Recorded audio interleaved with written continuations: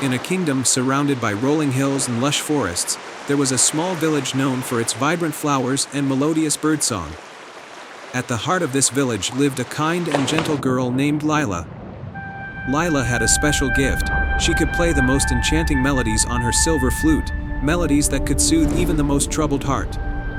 One evening, as the full moon rose high in the sky, a mysterious fog rolled into the village.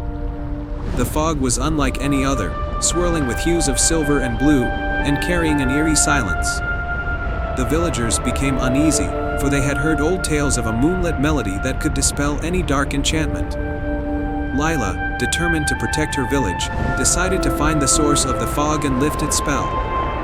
With her trusty flute in hand and a lantern to light her way, she set out towards the edge of the forest, where the fog seemed to be thickest. As Lila ventured deeper into the forest, the fog grew denser, making it difficult to see. Suddenly, she stumbled upon a clearing bathed in moonlight. In the center of the clearing stood a magnificent, ancient oak tree with a hollow trunk. At the base of the tree was a beautiful, silver harp, its strings shimmering with a soft, ethereal glow. Intrigued, Lila approached the harp. As she reached out to touch it, a gentle voice spoke from within the hollow tree. To lift the moonlit fog and restore peace to your village, you must play the melody that matches the rhythm of the moon. Lila was puzzled but knew she had to try. She took a deep breath and began to play her flute, weaving a melody that filled the clearing with a sweet, soothing tune. The harp strings began to resonate with her music, creating a harmonious duet. As she played, the fog around the clearing began to shimmer and swirl, forming shapes of luminous creatures that danced in the moonlight. The creatures, sensing Lila's pure heart and dedication, began to sing along with the melody, their voices blending with the music. The more Lila played, the brighter the clearing became, and the fog started to lift from the village. The villagers, watching from afar, were amazed as the fog vanished, revealing the moonlit sky and the twinkling stars. The forest creatures gathered around Lila, their eyes filled with gratitude. The gentle voice from the oak tree spoke again. You have played the melody of the moon with courage and kindness. The enchantment is lifted, and harmony is restored. As a token of their appreciation, the creatures gifted Lila with a golden leaf from the ancient oak tree. The leaf, they explained, would always guide her when she needed help and remind her of the magic she had brought to the world. Lila returned to the village, where she was greeted with cheers and celebration. The villagers were overjoyed to see their home restored and honored Lila for her bravery and the enchanting melody that had saved them. From that night on, the village thrived under the light of the moon, and Lila continued to play her flute, sharing her melodies with all who needed comfort and joy. The golden leaf remained a cherished keepsake, a reminder of the night when music and magic saved the village. And so, under the moonlit sky, Lila's melodies echoed through the hills, a testament to the power of music, courage, and the magic that lies within the heart. Once upon a time, in the magical land of Eldoria, there was a village nestled at the edge of the Whispering Forest. This forest was known for its towering trees, shimmering leaves, and the enchanting whispers of its inhabitants. Eldoria was a peaceful place, but its beauty was overshadowed by an old legend, a tale of a mystical flower that bloomed only once every century under the full moon. This flower, known as the moonflower, was said to possess the power to grant a single wish. However, it was guarded by a mysterious enchantment, and many had tried and failed to find it.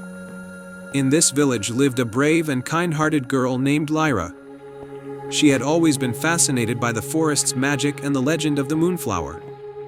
One crisp autumn evening, as the full moon cast its silver glow over Eldoria, Lyra decided to seek out the moonflower. She wanted to use its magic to protect the forest and ensure that its beauty would never fade. With a satchel of supplies, a lantern, and a heart full of hope, Lyra ventured into the Whispering Forest. The trees seemed to sway with anticipation, their leaves rustling like hushed whispers. As she walked deeper into the forest, she noticed that the moonlight was growing brighter and more intense. Soon, Lyra reached a clearing where the moonlight created a shimmering pool of light on the forest floor. At the center of this light was a grand oak tree, its bark glowing softly. At the base of the tree was a small, ornate door, partially hidden by ivy. Before she could approach the door, a soft, melodious voice spoke from above. "Greetings, brave one. I am Elowen, the guardian of the moonflower." Lyra looked up to see a graceful fairy with wings that sparkled like stardust. "I seek the moonflower to protect the Whispering Forest," Lyra said with determination. Elowen fluttered down and landed beside Lyra. "To gain access to the moonflower, you must first prove your worth through 3 trials. Each trial will test your courage, wisdom, and kindness." The first trial awaited Lyra at the base of the grand oak tree. The small door creaked open to reveal a maze of shimmering light. At the center of the maze was a riddle inscribed on a stone tablet: "I speak without a mouth and hear without ears. I have no body, but I come alive with wind. What am I?" Lyra pondered the riddle, remembering the tales her grandmother had told her about the forest's magical secrets. She thought of the gentle sounds that the wind made through the trees. "An echo," she answered confidently. The maze's walls shifted and revealed a path, leading her to the next trial.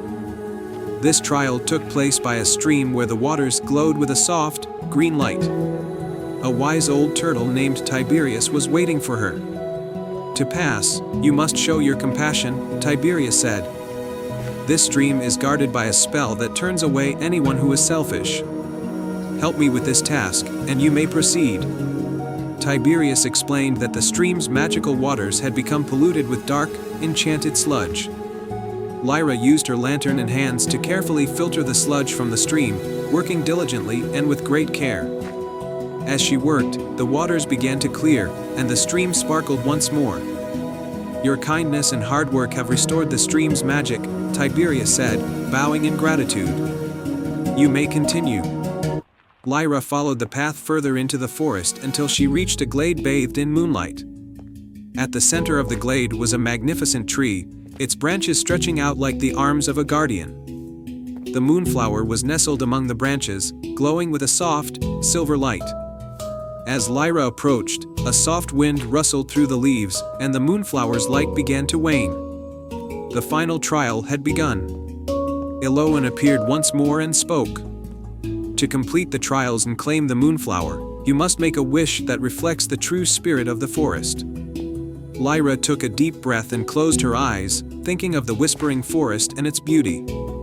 "I wish for the forest to remain a place of magic and wonder for all who visit. I wish for its beauty to be preserved and for its magic to continue to inspire and protect."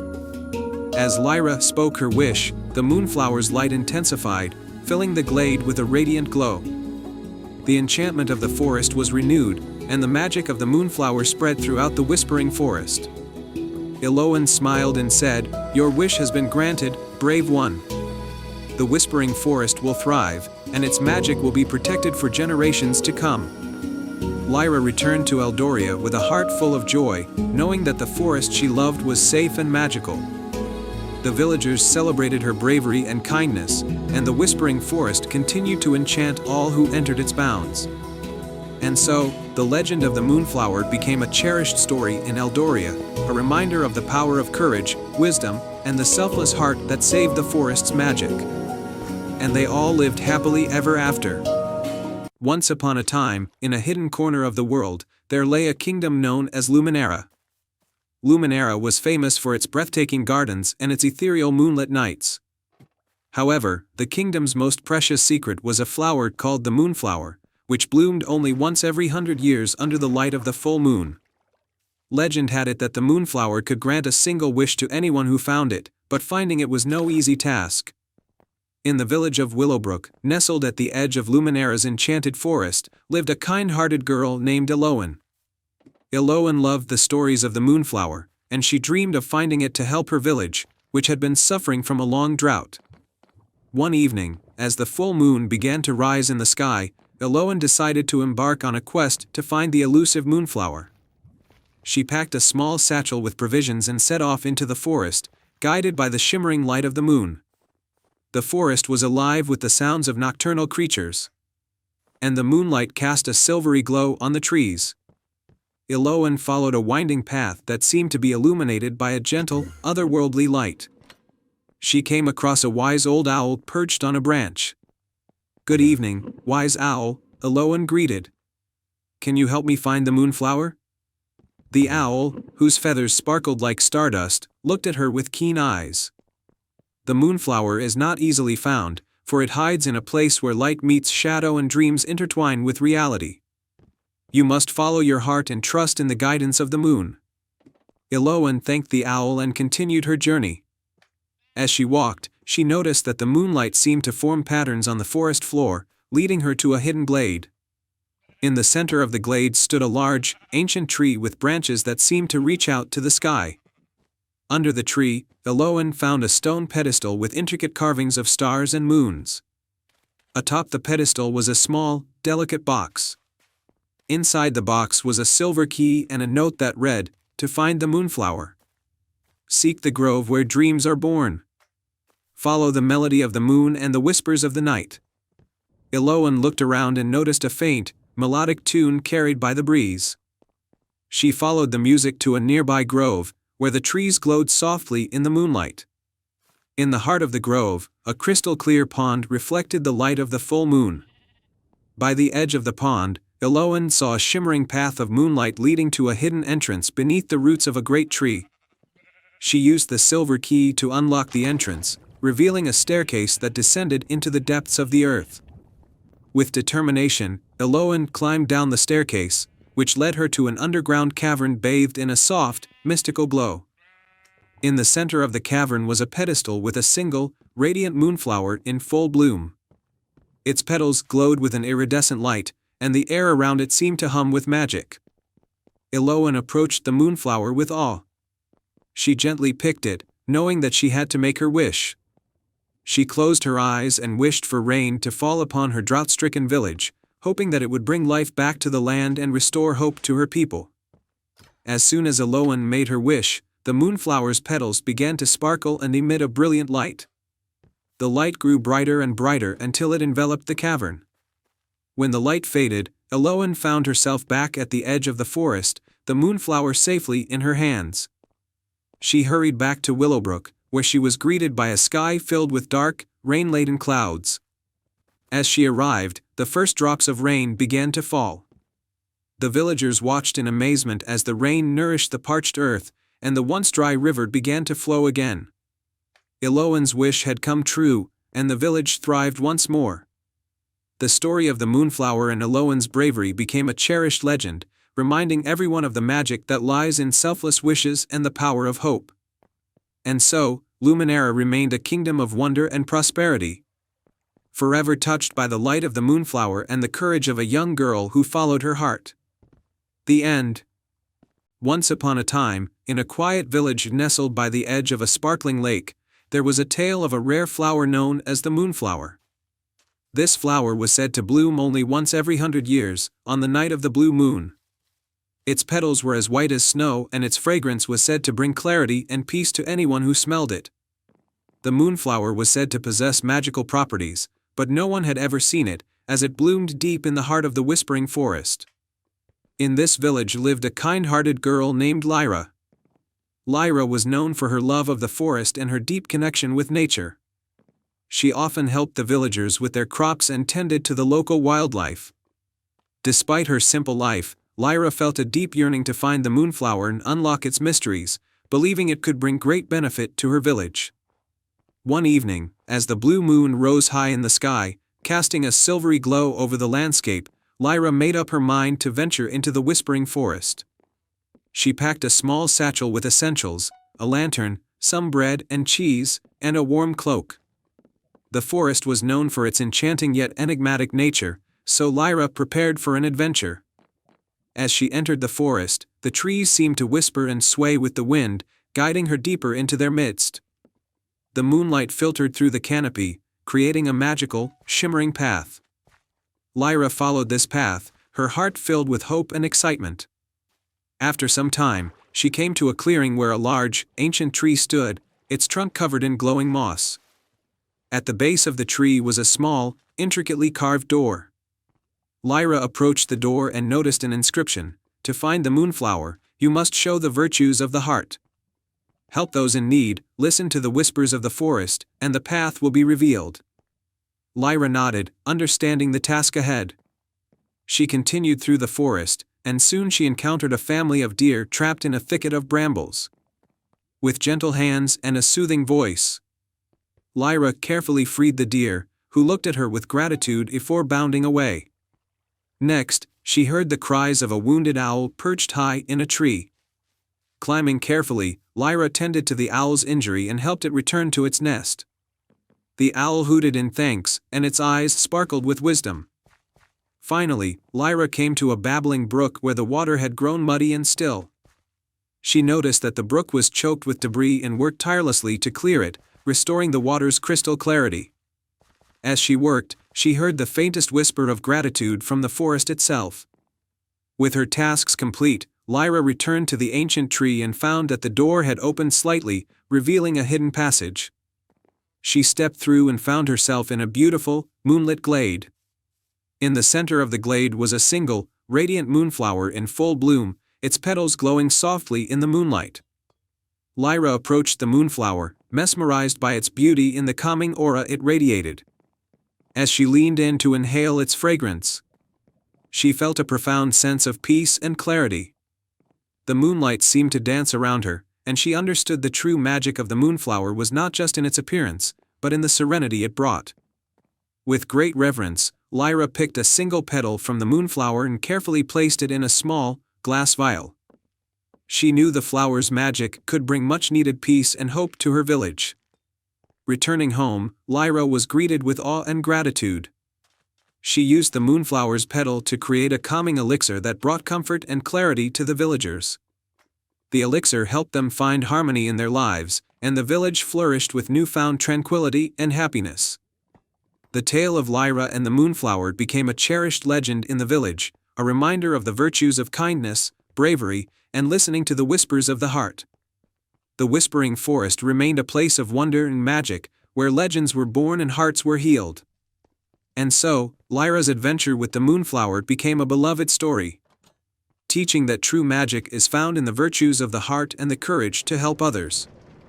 Once upon a time, in a land where the night sky was filled with more stars than grains of sand on a beach, there was a small village called Glimmerwood. The village was named after the magical forest that surrounded it, where the trees sparkled like silver in the moonlight, and the streams shimmered with the glow of the stars reflected on their surfaces. In this village lived a young girl named Mira, who was known for her curious nature and her love of the stars. Every night, Mira would sit by her window and gaze up at the sky, watching the stars twinkle and dance. She would often dream of catching a star and keeping it close to her heart, imagining the warmth and light it would bring. One evening, as Mira was sitting by her window, she noticed something strange. One of the stars in the sky was shining brighter than all the others, and it seemed to be getting closer. As she watched in awe, the star descended from the heavens, landing gently in the Glimmerwood forest. Its light was so bright that it lit up the entire forest, turning night into day. Mira knew she had to find the fallen star. She quickly put on her cloak, grabbed a small lantern, and ventured into the forest. The trees glowed softly as she made her way through, guiding her steps toward the star's resting place. After walking for what felt like hours, Mira finally reached a clearing. In the center of the clearing, surrounded by the soft glow of the trees, was the star. It was smaller than she had imagined, about the size of her hand, but it shone with a light so pure and warm that it filled her heart with joy. As Mira approached the star, she heard a soft, melodic voice. "Who is it that seeks the light of the stars?" Startled, Mira looked around and saw a figure emerge from the shadows of the trees. It was an old woman, her hair silver as the moon, and her eyes twinkling like the stars themselves. She was the Starcatcher, a wise and ancient being who watched over the stars and protected them from harm. "I'm Mira," the girl said, bowing her head respectfully. "I saw the star fall from the sky, and I came to find it. I've always dreamed of holding a star in my hands." The Starcatcher smiled kindly. "You have a brave heart, Mira, and a pure spirit. Not many would venture into the forest at night to seek out a fallen star. But stars are not meant to be kept, they belong in the sky, where they can light the way for all. Myra's heart sank a little. She had hoped to keep the star, to hold its light close and cherish it forever. But she understood the Starcatcher's words. "I see," she said softly. "But why did the star fall from the sky in the first place?" The Starcatcher's expression grew serious. "This star, like all stars, has a purpose. It is a guide for those who are lost, a beacon of hope in the darkest of nights. But sometimes, stars lose their way too, and they need help to find their place in the sky again. This star fell because it was searching for something, a place where it could shine the brightest." Mira looked at the star, feeling a connection to it. "Then I will help it find its way back. I'll do whatever it takes to make sure it shines again." The Starcatcher nodded approvingly. "You have a good heart, Mira. To return the star to the sky, you must take it to the highest peak of the Moonlight Mountain. There, you will find a crystal pool that reflects the night sky.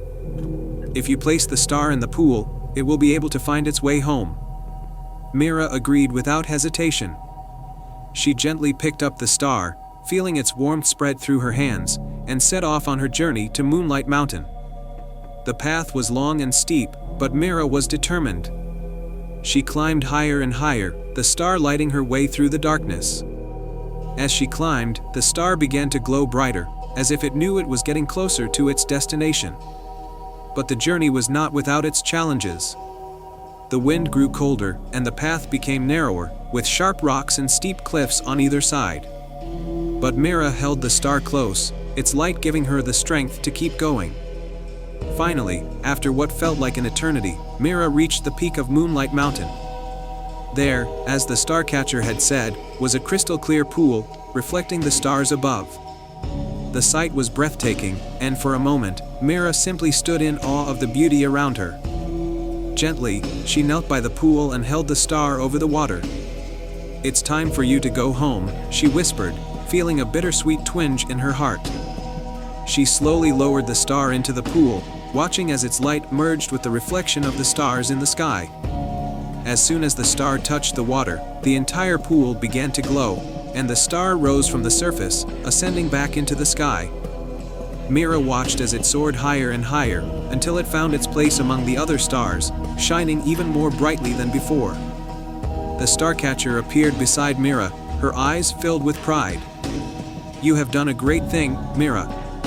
The star has found its place, and it will guide those who are lost, just as you have guided it. Remember, true light shines brightest when it is shared." Mira smiled, her heart filled with warmth and happiness. She had dreamed of holding a star, and though she had to let it go, she knew she had helped it fulfill its purpose. As she made her way back down the mountain, the stars in the sky seemed to shine a little brighter, as if thanking her for her kindness. When she returned to Glimmerwood, the villagers noticed the change in the night sky. The stars seemed more vibrant, more alive, and they wondered what had caused such a change. But Mira kept her adventure a secret, knowing that the star was exactly where it needed to be. From that night on, whenever Mira looked up at the sky, she would find the star she had helped and smile, knowing that she had played a part in its journey. And in her heart, she carried the light of that star, a reminder that sometimes, the greatest treasures are the ones we help others find. The end. Once upon a time, in a quaint village nestled in a lush valley, there was a tale of an enchanted violin that was said to have the power to bring joy and harmony to anyone who heard its music. The violin had once belonged to a legendary musician named Alara, who used its magic to lift spirits and heal hearts. But after her mysterious disappearance, the violin was lost, and the village fell into a period of sadness and discord. In this village lived a young girl named Clara. Clara had always loved music and spent her days playing a small, worn-out violin her grandmother had given her. Despite its age and imperfections, Clara's music had a way of soothing the villagers and bringing them comfort. When Clara learned about the enchanted violin and the impact it could have on her village, she felt a deep resolve to find it and restore happiness to her home. The first challenge, the Forest of Echoes. Clara's journey began in the Forest of Echoes, a mystical forest where every sound seemed to be reflected and magnified by the trees. As Clara walked among the towering trees, she heard the soft strains of an ancient melody floating through the air. The melody seemed to guide her to a clearing where a majestic stag with antlers like silver branches stood. To pass through the forest of echoes, the stag said with a voice like the rustling leaves, "You must solve this riddle. I can be cracked, made, told, and played. What am I?" Clara thought for a moment and replied, "A joke." The stag's eyes sparkled with approval, and it stepped aside to reveal a hidden path leading out of the forest. "Follow this path to find the next challenge," the stag instructed. The second challenge, the River of Harmony. Clara followed the path and soon arrived at the River of Harmony, a serene river with water that danced and shimmered like liquid silver. The river was guarded by a graceful swan with feathers that sparkled in the sunlight. To cross the River of Harmony, the swan said with a gentle voice, "You must answer this question. What has many keys but can't open locks? Has space but no room, and you can play but not touch?" Clara pondered the question and answered, "A piano." The swan's eyes glowed with delight, and it flapped its wings to create a shimmering bridge of light across the river. Clara crossed the river, her heart swelling with hope as she continued her quest. The third challenge, the Cave of Whispers. On the other side of the river, Clara discovered the Cave of Whispers, a cavern filled with glowing crystals that emitted a soft, melodic hum. At the entrance of the cave stood an ancient door adorned with intricate musical symbols. A soft, melodic voice echoed through the cave, "To unlock this door and find the enchanted violin, you must reveal your true self. Share your deepest wish and prove that you seek it with a pure heart." Clara took a deep breath and spoke earnestly, "My deepest wish is to find the enchanted violin and bring its magic back to my village. I want to use its music to restore happiness and harmony to the people who have been struggling." The cave's walls began to glow with a warm, golden light, and the ancient door slowly creaked open, revealing a chamber filled with the soft, luminous glow of the enchanted violin resting on a pedestal. The revelation, bringing joy to the village. With the enchanted violin in her hands, Clara returned to her village. As she began to play, the violin's magic filled the air with a melody so beautiful and soothing that it seemed to touch the very soul of everyone who heard it. The music spread through the village, lifting spirits, mending broken hearts, and restoring harmony. The once sad village came alive with joy and laughter as Clara's music wove through the streets, fields, and homes. The villagers gathered to celebrate the return of their happiness and praised Clara for her bravery and determination. The tale of Clara's quest and the enchanted violin became a beloved story in the village, a reminder of the power of music, courage, and the magic that exists in the purest of hearts. Under the enchanting melodies of the violin, the village flourished once more, forever grateful for the girl who had restored their joy and harmony. Once upon a time, in a land where the skies were always painted with twilight hues and stars twinkled brightly, there was a small village named Celestia. The villagers lived in harmony with nature, and their lives were guided by the stars above. Each year, they celebrated the Night of Wishes, a magical evening when the stars were said to grant one special wish. In this village lived a kind-hearted boy named Leo. Leo was known for his adventurous spirit and his love for the night sky. He often spent his evenings stargazing, dreaming of discovering the secrets of the cosmos. This year, as the Night of Wishes approached, Leo decided he would embark on a quest to find the legendary Starlight Compass, a mystical artifact said to guide its bearer to their deepest desires. According to legend, the Starlight Compass was hidden in the heart of the Celestial Forest, a mystical woodland that shimmered with starry light. Leo prepared for his journey by packing a small satchel with essentials, a map of the stars, a lantern, and a warm cloak. With a heart full of determination and curiosity, he set out as the first stars began to appear in the evening sky. As Leo entered the celestial forest, the trees sparkled with a gentle, silver light, and the air was filled with the soft hum of celestial melodies. Leo followed a path illuminated by stardust, guided by the twinkling lights of fireflies that seemed to dance in rhythm with the stars above. After walking for some time, Leo came to a clearing where a magnificent, ancient tree stood. Its branches stretched high into the sky, and its leaves shimmered like a galaxy. At the base of the tree was a grand, golden door adorned with intricate star patterns. Leo approached the door and noticed a riddle inscribed on it. To find the compass and claim its might, you must seek the light within the night. 3 tasks you must complete with grace, and then you'll find the hidden place. The first task was the task of kindness. Leo saw a small, wounded fox nestled under the tree. With gentle hands, he tended to the fox's injury and wrapped it in a soft cloth. The fox looked at Leo with grateful eyes before scampering off into the forest. The second task was the task of courage. Leo heard a faint, mournful sound coming from a deep, shadowy ravine. Peering into the darkness, he saw a family of glowing fireflies trapped inside a spider's web. Summoning his courage, Leo carefully freed the fireflies, who buzzed around him in a grateful, joyous swirl. The final task was the task of wisdom. Leo found an ancient stone tablet with a constellation map. The map depicted a series of stars forming a pattern. The riddle's final clue was inscribed on the tablet, *, find the star that guides the way, and it will lead you where you may. Align the stars with your true aim, and the compass will reveal its name. Star. Leo studied the constellation map and aligned the stars according to their patterns. As he did, the golden door began to glow with a soft, warm light. The door creaked open, revealing a hidden chamber bathed in starlight. In the center of the chamber was a pedestal with a shimmering compass resting upon it. The compass had a crystal-clear face and delicate, silver pointers that glowed with an otherworldly light. Leo carefully took the starlight compass and felt a surge of warmth and clarity. The compass's needle pointed towards the sky, and Leo knew that his deepest wish had been granted.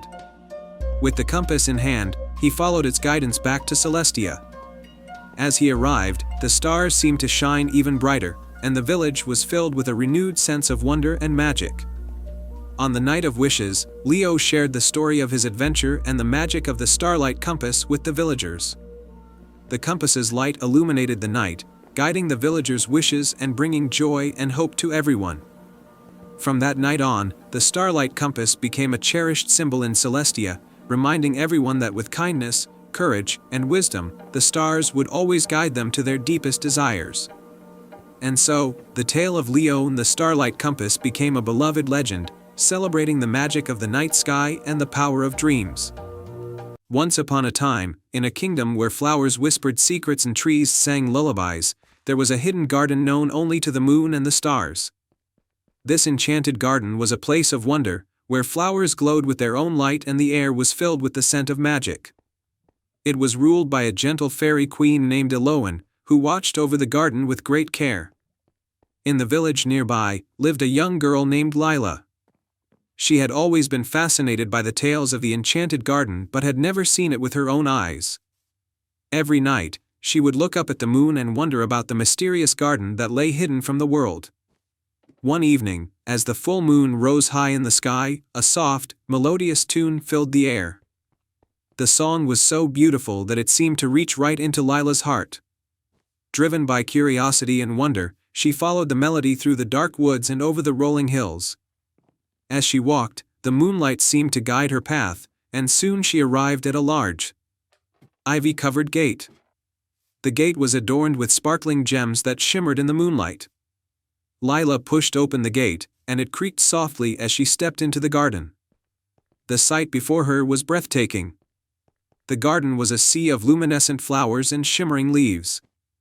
The moonlight bathed the garden in a silvery glow, and fireflies danced like stars among the blooms. At the heart of the garden stood a majestic tree with silver branches and a trunk that seemed to sparkle with every color of the rainbow.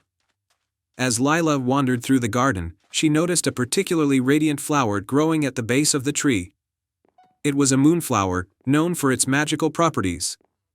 The moonflower was said to grant a single wish to those pure of heart. Just as Lila approached the moonflower, a soft voice spoke from behind her. "Greetings, young traveler," said Queen Eloan, emerging from behind the tree. She was a delicate fairy with wings like gossamer and a crown made of moonlight. "I am Queen Eloan." the guardian of this enchanted garden. Lila was awestruck and managed to stammer, "I've heard stories about this place and the moonflower. I came to see if the stories were true." Queen Aloan smiled warmly. "The moonflower is indeed magical, but it is not just for wishing. It's a symbol of hope and dreams. However, it can only grant its gift to those who show kindness and bravery." As they spoke, a sudden gust of wind swept through the garden, and the sky darkened ominously. The enchanted garden was being threatened by a dark force, the Shadow of Despair, a creature that thrived on sadness and darkness. The shadow began to cast a veil of gloom over the garden, dimming the light of the moonflower. Queen Aloan's face grew worried. The Shadow of Despair seeks to consume the light of the moonflower. Without it, the garden will fall into darkness, and its magic will be lost forever. Without hesitation, Lila took a deep breath and stepped forward. "I will help you.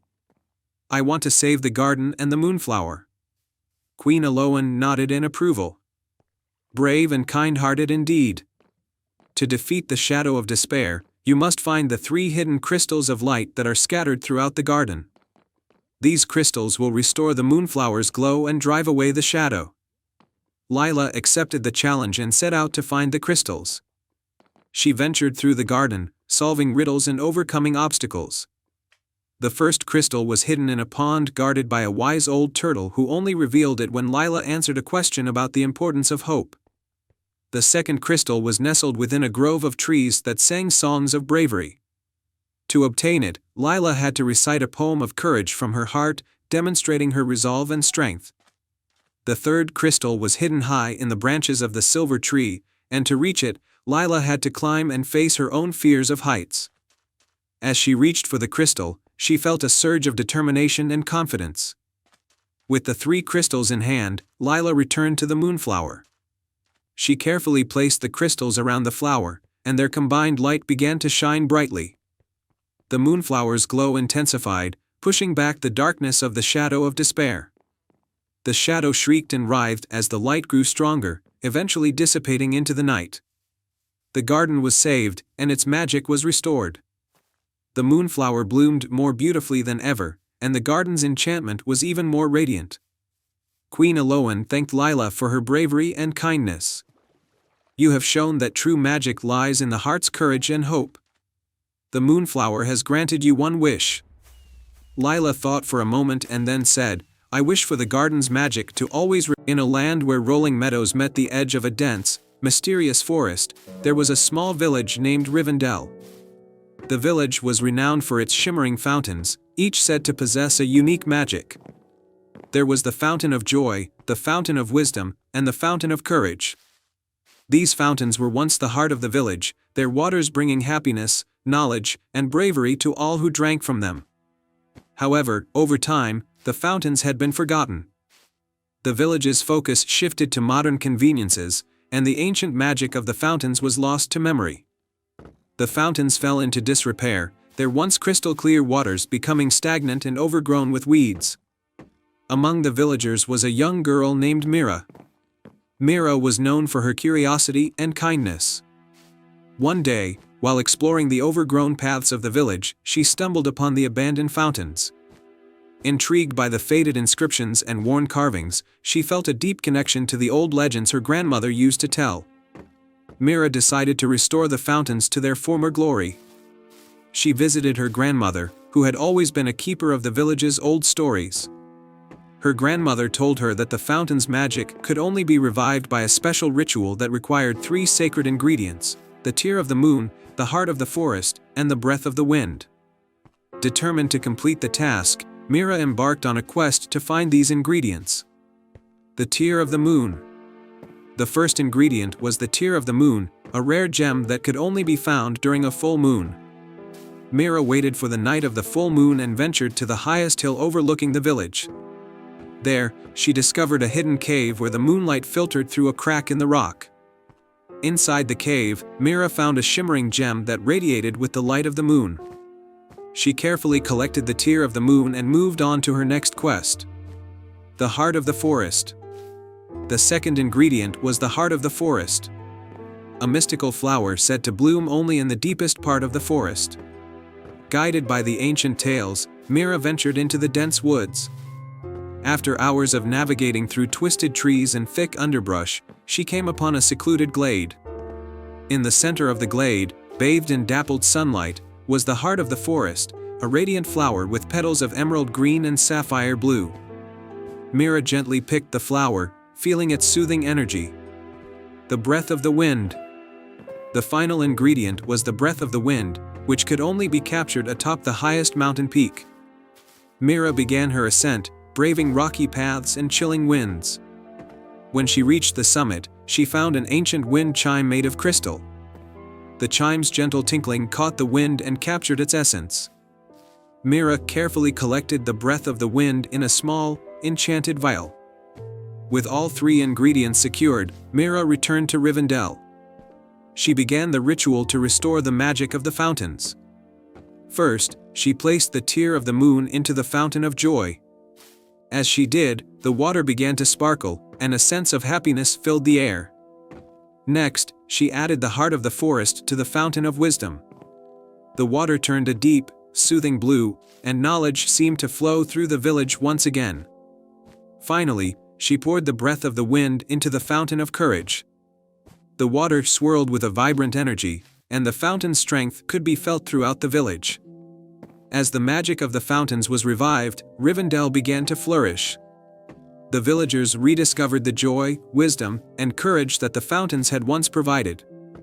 The village came together to celebrate, and Mira was honored for her bravery and dedication. The fountains became a symbol of the village's renewed spirit. Mira's story was told for generations, reminding the villagers of the importance of preserving their heritage and the magic that lay within their world. And so, Rivendell thrived, its fountains forever shining as beacons of joy, wisdom, and courage, thanks to the young girl who believed in the power of forgotten magic.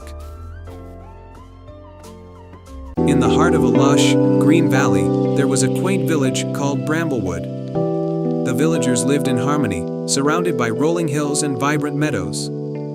At the edge of the village stood an ancient orchard, known for its fruit that was said to be touched by magic. The trees in the orchard bore fruit of every color imaginable, but the magic of the orchard had faded over time, and the once bountiful trees now yielded only a few fruits each year. A young girl named Eliza lived in Bramblewood. Eliza was known for her kindness and her love for nature. She often visited the orchard, tending to the trees and dreaming of the days when the orchard was full of life. One crisp autumn morning, Eliza discovered an old, hidden path behind the orchard that led to a small, ivy-covered cottage. Curious, she approached the cottage and knocked on the door. An elderly woman with a warm smile answered. Her name was Mabel, and she was the last guardian of the orchard's magic. Mabel revealed that the orchard's magic had been lost because the heart of the orchard, a mystical crystal known as the Everglow Gem, had been stolen many years ago by a mischievous spirit. The quest for the Everglow Gem. Mabel explained that the only way to restore the orchard's magic was to retrieve the Everglow Gem from the spirit's lair deep in the misty forest. She told Eliza that the journey would be challenging and required bravery, wisdom, and a pure heart. Determined to restore the magic of the orchard, Eliza set off on her quest with a small satchel of provisions and a map Mabel provided.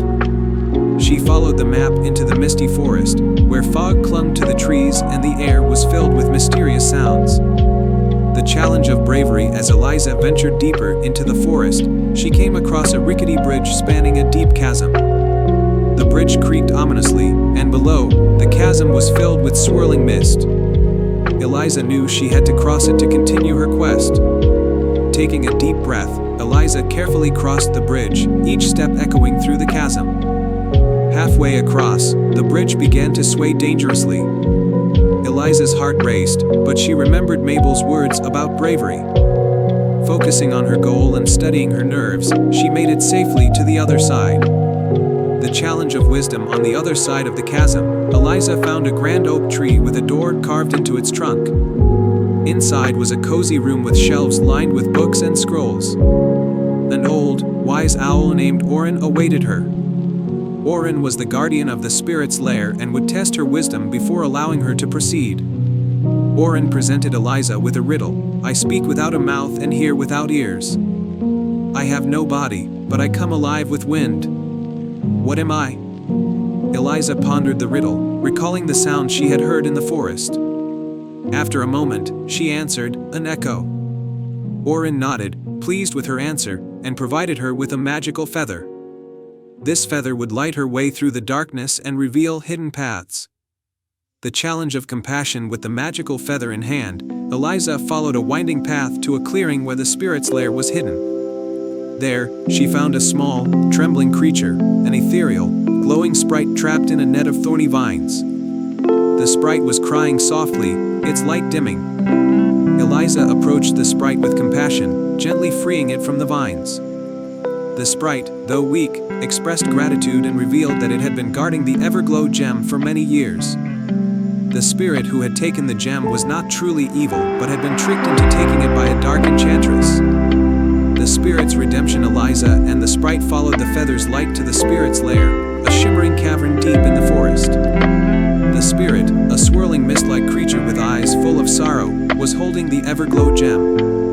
Eliza spoke to the spirit with kindness, explaining the importance of the gem and the harm it had caused. Moved by Eliza's compassion and understanding, the spirit admitted its mistake and willingly returned the Everglow gem. The spirit had been misled by the enchantress, who had promised to make the spirit powerful in exchange for the gem. Restoring the magic with the Everglow gem safely in hand, Eliza returned to the orchard. Mabel welcomed her with a joyful smile and guided her in placing the gem in the heart of the orchard. As soon as the gem was set in place, a brilliant light spread through the trees, and the orchard came alive with vibrant colors and rich, fragrant fruit. The once faded orchard was now flourishing with life, and the villagers of Bramblewood rejoiced.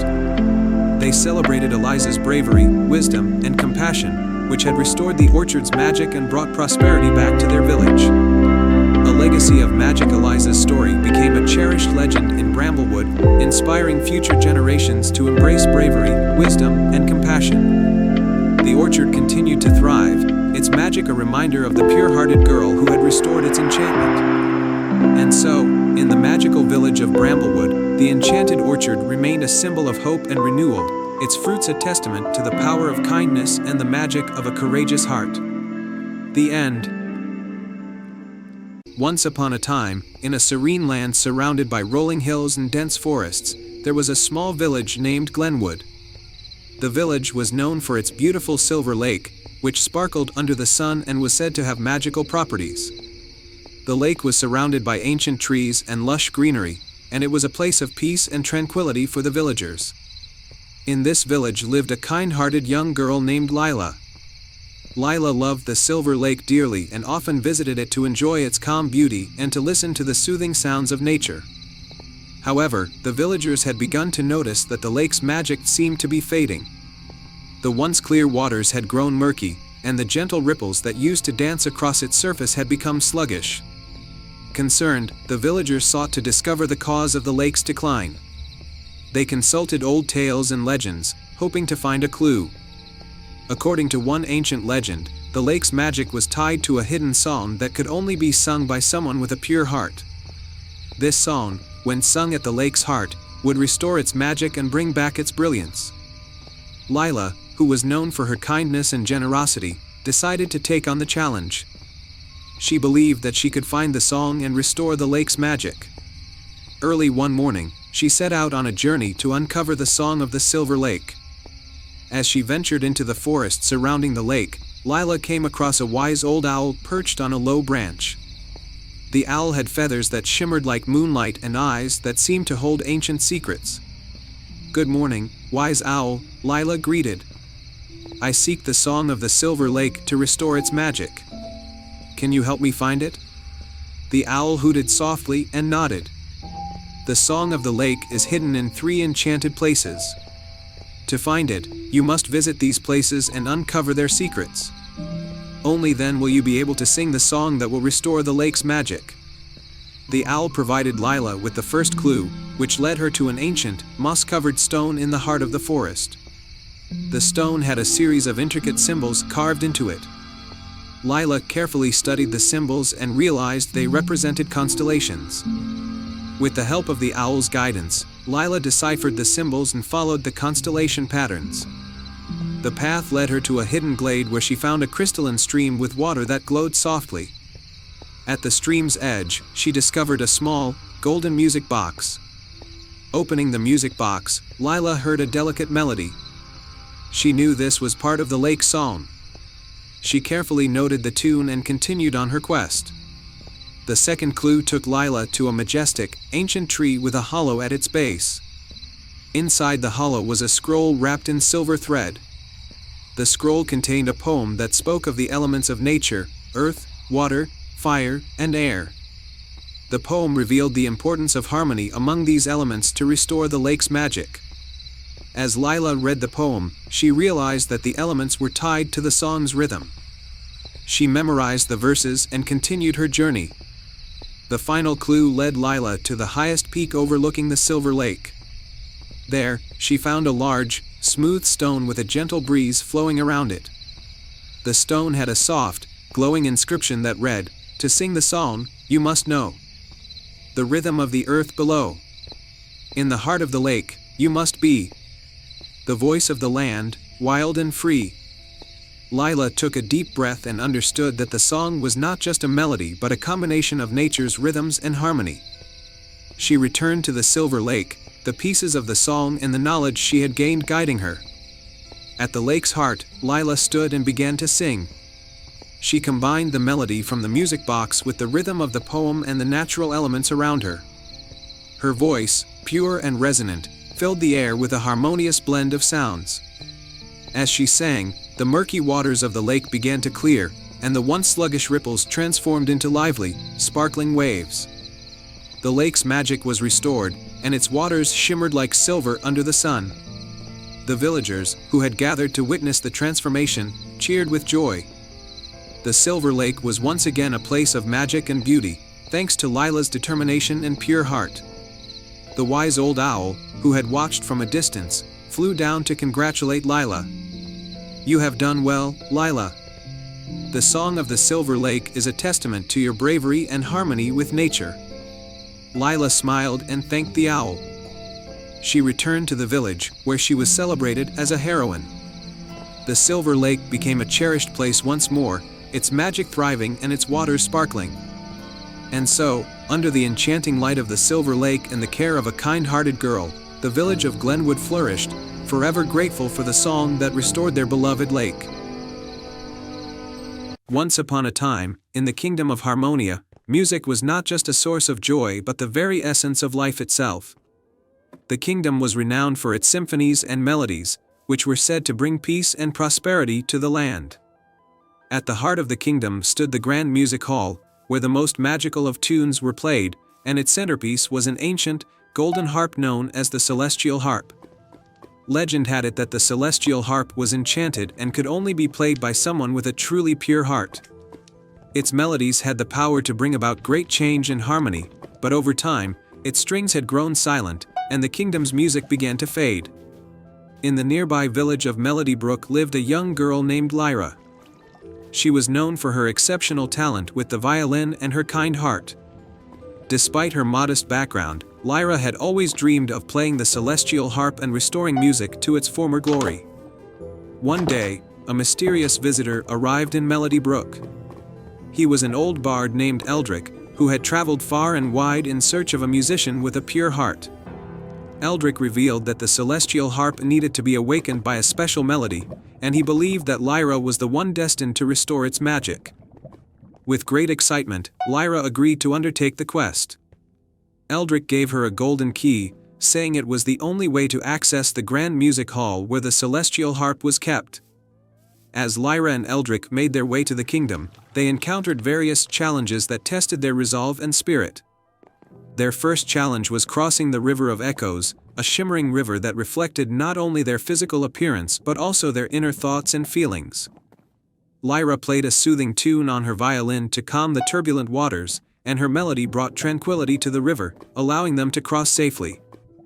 The next challenge was navigating through the Forest of Whispers, where the trees were said to speak in riddles and only revealed the way to those who answered correctly. Lyra and Eldrick listened carefully to the whispers of the trees and solved the riddles with wisdom and patience, gaining passage through the forest. Finally, they reached the grand music hall, which was locked and shrouded in silence. Lyra used the golden key to unlock the door, and they entered the grand hall, where the celestial harp stood silent and majestic. The harp was covered in dust, and its strings were still. Eldrick explained that the special melody Lyra needed to play was not a mere tune but a composition that reflected the heart's true desires and emotions. He encouraged her to play from her heart, drawing upon all the love, hope, and dreams she had for her kingdom. With trembling fingers, Lyra began to play her violin, pouring her emotions and dreams into the music. Her melody was pure and heartfelt, weaving through the grand music hall like a golden thread of magic. As she played, the air seemed to shimmer, and the celestial harp began to resonate with her tune. The harp strings glowed with a soft, celestial light, and a harmonious, enchanting melody filled the hall. The music spread throughout the kingdom, reaching every corner of Harmonia. The people felt a renewed sense of joy and unity, and the once silent harp continued to play, bringing prosperity and peace to the land. The celestial harp's melody became a symbol of hope and renewal for Harmonia, and Lyra was celebrated as a hero. The music of the kingdom flourished once more, and the grand music hall became a place where the magic of melodies was cherished and shared. Eldrick, proud of Lyra's success, blessed her with a magical violin that would allow her to create melodies of great beauty and power. Lyra continued to share her music with the kingdom, and her melodies inspired others to pursue their dreams and embrace the magic within their hearts. And so, the kingdom of Harmonia thrived with the enchanting melodies of the celestial harp and Lyra's violin, a reminder of the power of music and the pure-hearted musicians who bring it to life. Once upon a time, in a kingdom where the night sky was always filled with twinkling stars, there lived a young boy named Finn. Finn was an orphan, living in a small village at the edge of a vast forest. He was a kind-hearted boy, always helping his neighbors and caring for the animals in the village. But Finn had one wish that he kept close to his heart. He wished to see his parents again, even if only in a dream. One night, as Finn lay in his little bed under the thatched roof of his cottage, he saw a bright light outside his window.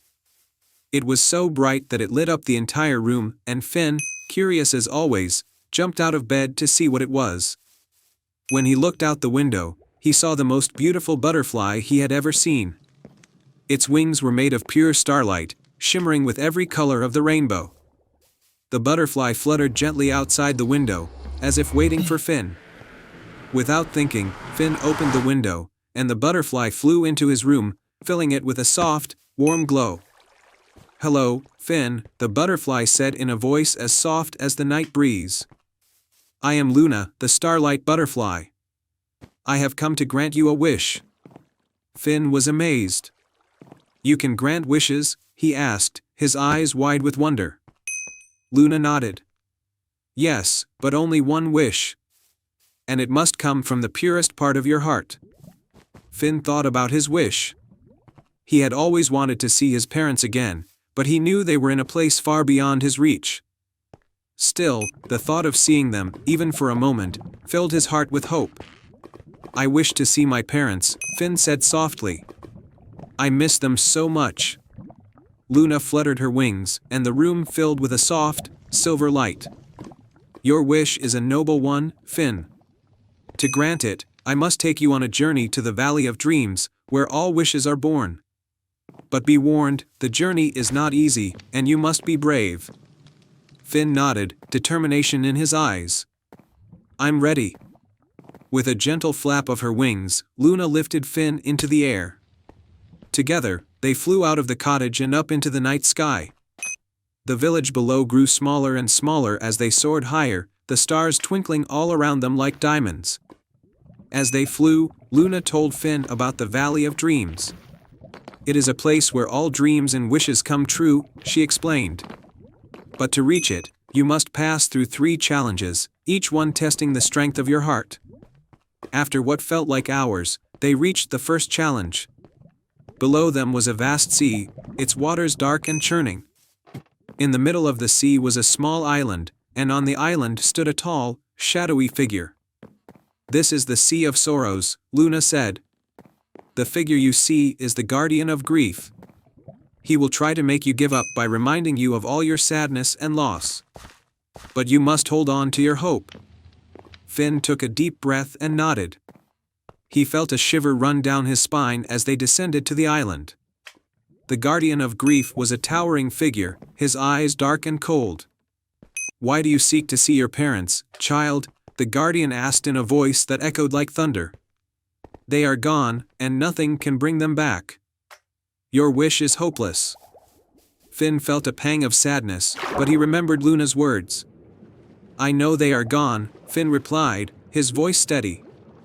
"But my love for them is still strong. My wish is not to change the past, but to find peace in my heart." The guardian of grief stared at Finn for a long moment. Then, slowly, he bowed his head. "Your heart is strong, young one," he said. "You may pass."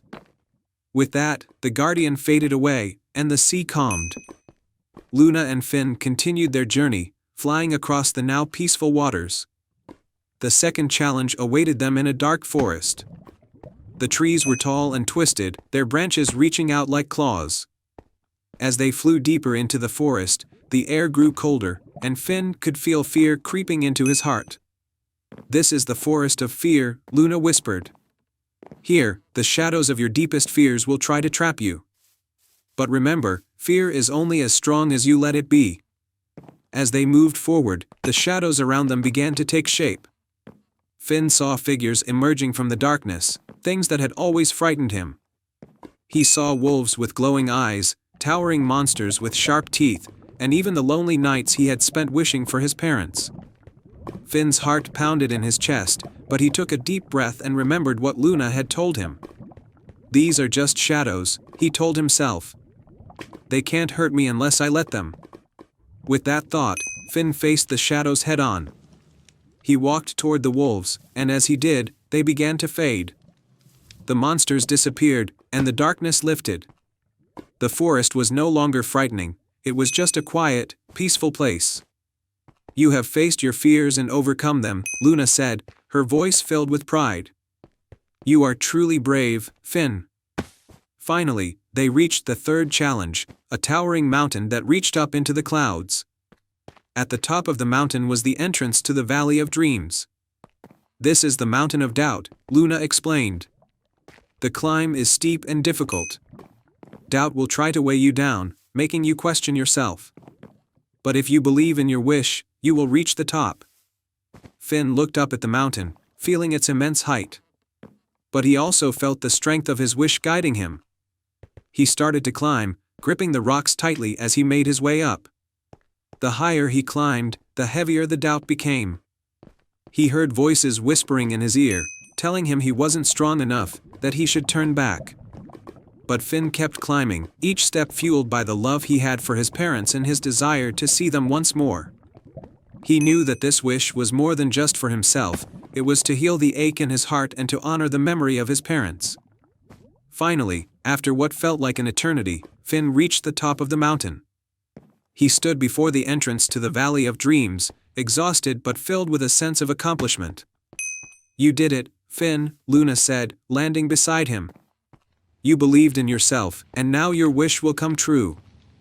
Finn stepped into the Valley of Dreams, and as he did, he found himself standing in a beautiful meadow filled with soft, golden light. In the distance, he saw two familiar figures, a man and a woman, smiling warmly at him. "Mom? Dad?" Finn whispered, tears filling his eyes. The figures nodded and opened their arms, and Finn ran to them, feeling their warm embrace. The moment was filled with love and peace, and Finn felt all the pain and sadness in his heart melt away. "We are always with you, Finn," his mother said softly. "Even when you can't see us, we are in your heart. Be brave and kind, just as you have always been," his father added. "We are so proud of you." Finn nodded, knowing that these words would stay with him forever. The light around them began to fade, and Finn felt himself being gently pulled back. When he opened his eyes, he was back in his little cottage, with Luna fluttering beside him. The room was filled with the soft glow of the butterfly's wings. "Thank you, Luna," Finn said, his heart full of gratitude. "You are welcome, Finn," Luna replied. "Remember, the strength to overcome any challenge lies within your heart. That is the true magic." With that, Luna fluttered out of the window and disappeared into the night sky, leaving Finn with a heart full of peace and a memory that would last a lifetime. From that night on, Finn knew that he could face any challenge, and that his parents' love would always be with him, guiding him through even the darkest times. The end. Once upon a time, in the kingdom of Eldoria, there was a brave and kind princess named Isabella. Eldoria was a land of beauty and wonder, but it was also a land shrouded in mystery. At the edge of the kingdom lay the Enchanted Garden, a place filled with magical flowers, talking animals, and hidden secrets. The garden was said to be guarded by a powerful enchantress named Morgana, who only appeared to those pure of heart. One day, as Isabella strolled through the palace grounds, she overheard two of her father's advisors discussing a grave matter. A terrible drought had struck Eldoria, and the kingdom's crops were failing. The rivers were drying up, and the people were beginning to suffer. Desperate to help her people, Isabella decided to seek out Morgana and ask for her aid. That night, under the light of a crescent moon, Isabella donned a simple cloak and left the palace, slipping past the guards and into the forest that bordered the Enchanted Garden. The forest was thick with ancient trees and shimmering flowers that seemed to glow in the moonlight. As Isabella ventured deeper, she heard a rustling in the bushes and saw a pair of glowing eyes. "Who goes there?" a voice demanded. It was a small, fox-like creature with fur as white as snow and eyes that sparkled like sapphires. "I am Princess Isabella of Eldoria," she replied. "I seek Morgana, the enchantress, to ask for her help in saving my kingdom." The creature's eyes softened. "I am Phelan, a guardian of this forest. Morgana does not reveal herself easily, but I will guide you if your heart is true." With Phelan leading the way, Isabella navigated through the twisting paths and hidden clearings of the Enchanted Garden. Along the way, she encountered magical beings, a wise old owl who shared ancient wisdom, a playful sprite who offered a song of encouragement, and a gentle deer who showed her a hidden spring to quench her thirst. After a long journey, they reached a beautiful glade where a grand tree stood, its branches shimmering with golden leaves. In the center of the glade, surrounded by flowers that glowed with their own light, was Morgana. Her presence radiated a gentle but powerful aura. "Princess Isabella," Morgana said, her voice melodic and soothing, "I know why you have come. Your heart is pure, and your intentions are noble." Isabella bowed deeply. "Please, Morgana, my kingdom is suffering. We need water to end the drought and save our crops." Morgana nodded. "I will help you, but first, you must prove your worthiness. You must undertake 3 challenges that test your bravery, wisdom, and compassion. Only then can I grant you the gift to save your kingdom." Isabella agreed without hesitation. The first challenge was a test of bravery. Morgana led her to a dark cave where a fierce dragon named Draconis guarded a precious gem called the Heart of the Mountain. Isabella approached Draconis with respect and courage, speaking calmly and offering a gift of a golden apple. The dragon, recognizing her bravery and goodwill, allowed her to take the gem. The second challenge was a test of wisdom. Morgana presented Isabella with a riddle: "I speak without a mouth and hear without ears. I have no body, but I come alive with the wind. What am I?" Isabella thought carefully and then answered, "An echo." Morgana smiled, pleased with her wisdom. The final challenge was a test of compassion. Morgana took Isabella to a field where a group of animals was trapped by a magical barrier. Isabella, using the Heart of the Mountain gem, dissolved the barrier and freed the animals, showing her compassion and kindness. "You have proven yourself worthy, Princess Isabella," Morgana said, her voice filled with pride. She handed Isabella a crystal vial filled with water from the Enchanted Garden's sacred spring. "This water will end the drought and restore life to your kingdom." With the vial in hand, Isabella hurried back to Eldoria. She poured the magical water into the kingdom's main well, and as it mixed with the groundwater, a miracle occurred. Rain clouds gathered, and gentle rain began to fall, replenishing the rivers and reviving the crops. The people of Eldoria rejoiced, and the kingdom flourished once more. King Eldur, Isabella's father, was filled with pride and gratitude for his daughter's bravery and determination. Isabella's journey to the enchanted garden became a legend, inspiring generations to come with tales of her courage and kindness. And so, Princess Isabella and the kingdom of Eldoria lived happily ever after, their bond with the enchanted garden forever strong, and their hearts always filled with the spirit of bravery, wisdom, and compassion. The end. Once upon a time, in the charming village of Elder Tree, nestled between emerald hills and a sparkling river, there was a legend about an enchanted orchard hidden deep in the Whispering Woods. The orchard was said to be a place of magic and wonder, where the fruit on the trees could grant extraordinary gifts. However, it was also said that only those with a pure heart and noble intentions could find it. The village was home to a young girl named Arya, known for her kindness and boundless curiosity. Arya had always been fascinated by the stories of the enchanted orchard, especially because her village was struggling with a mysterious blight that threatened their crops and livelihoods. Desperate to help, Arya decided to find the orchard and seek its magical fruit. One crisp autumn morning, Arya set out on her journey with a small satchel of supplies and a map she had carefully drawn from old stories. As she entered the Whispering Woods, the trees seemed to whisper encouragement, and the path ahead was bathed in a soft, golden light. The first challenge Arya encountered was the Gate of Seasons, guarded by a gentle fae named Leora. Leora's wings shimmered like autumn leaves as she spoke. To enter the enchanted orchard, Leora said, "You must show that you understand the balance of the seasons. Here is a riddle for you. I am not alive, but I grow. I don't have eyes, but I need light. I don't have a mouth, but I need water. What am I?" Arya thought carefully and answered, "A plant." Leora smiled and opened the gate, revealing a path lined with trees that glowed softly with enchantment. Arya continued along the path until she arrived at the crystal pond, where shimmering water reflected the sky like a mirror. Floating on the water was a silver lily pad with a single, radiant pearl. A wise old turtle named Orin, who lived at the pond, greeted her. To retrieve the pearl, Orin said, "You must show patience and care. The water is delicate, and so is your heart. Show me that you can navigate the pond with gentle hands."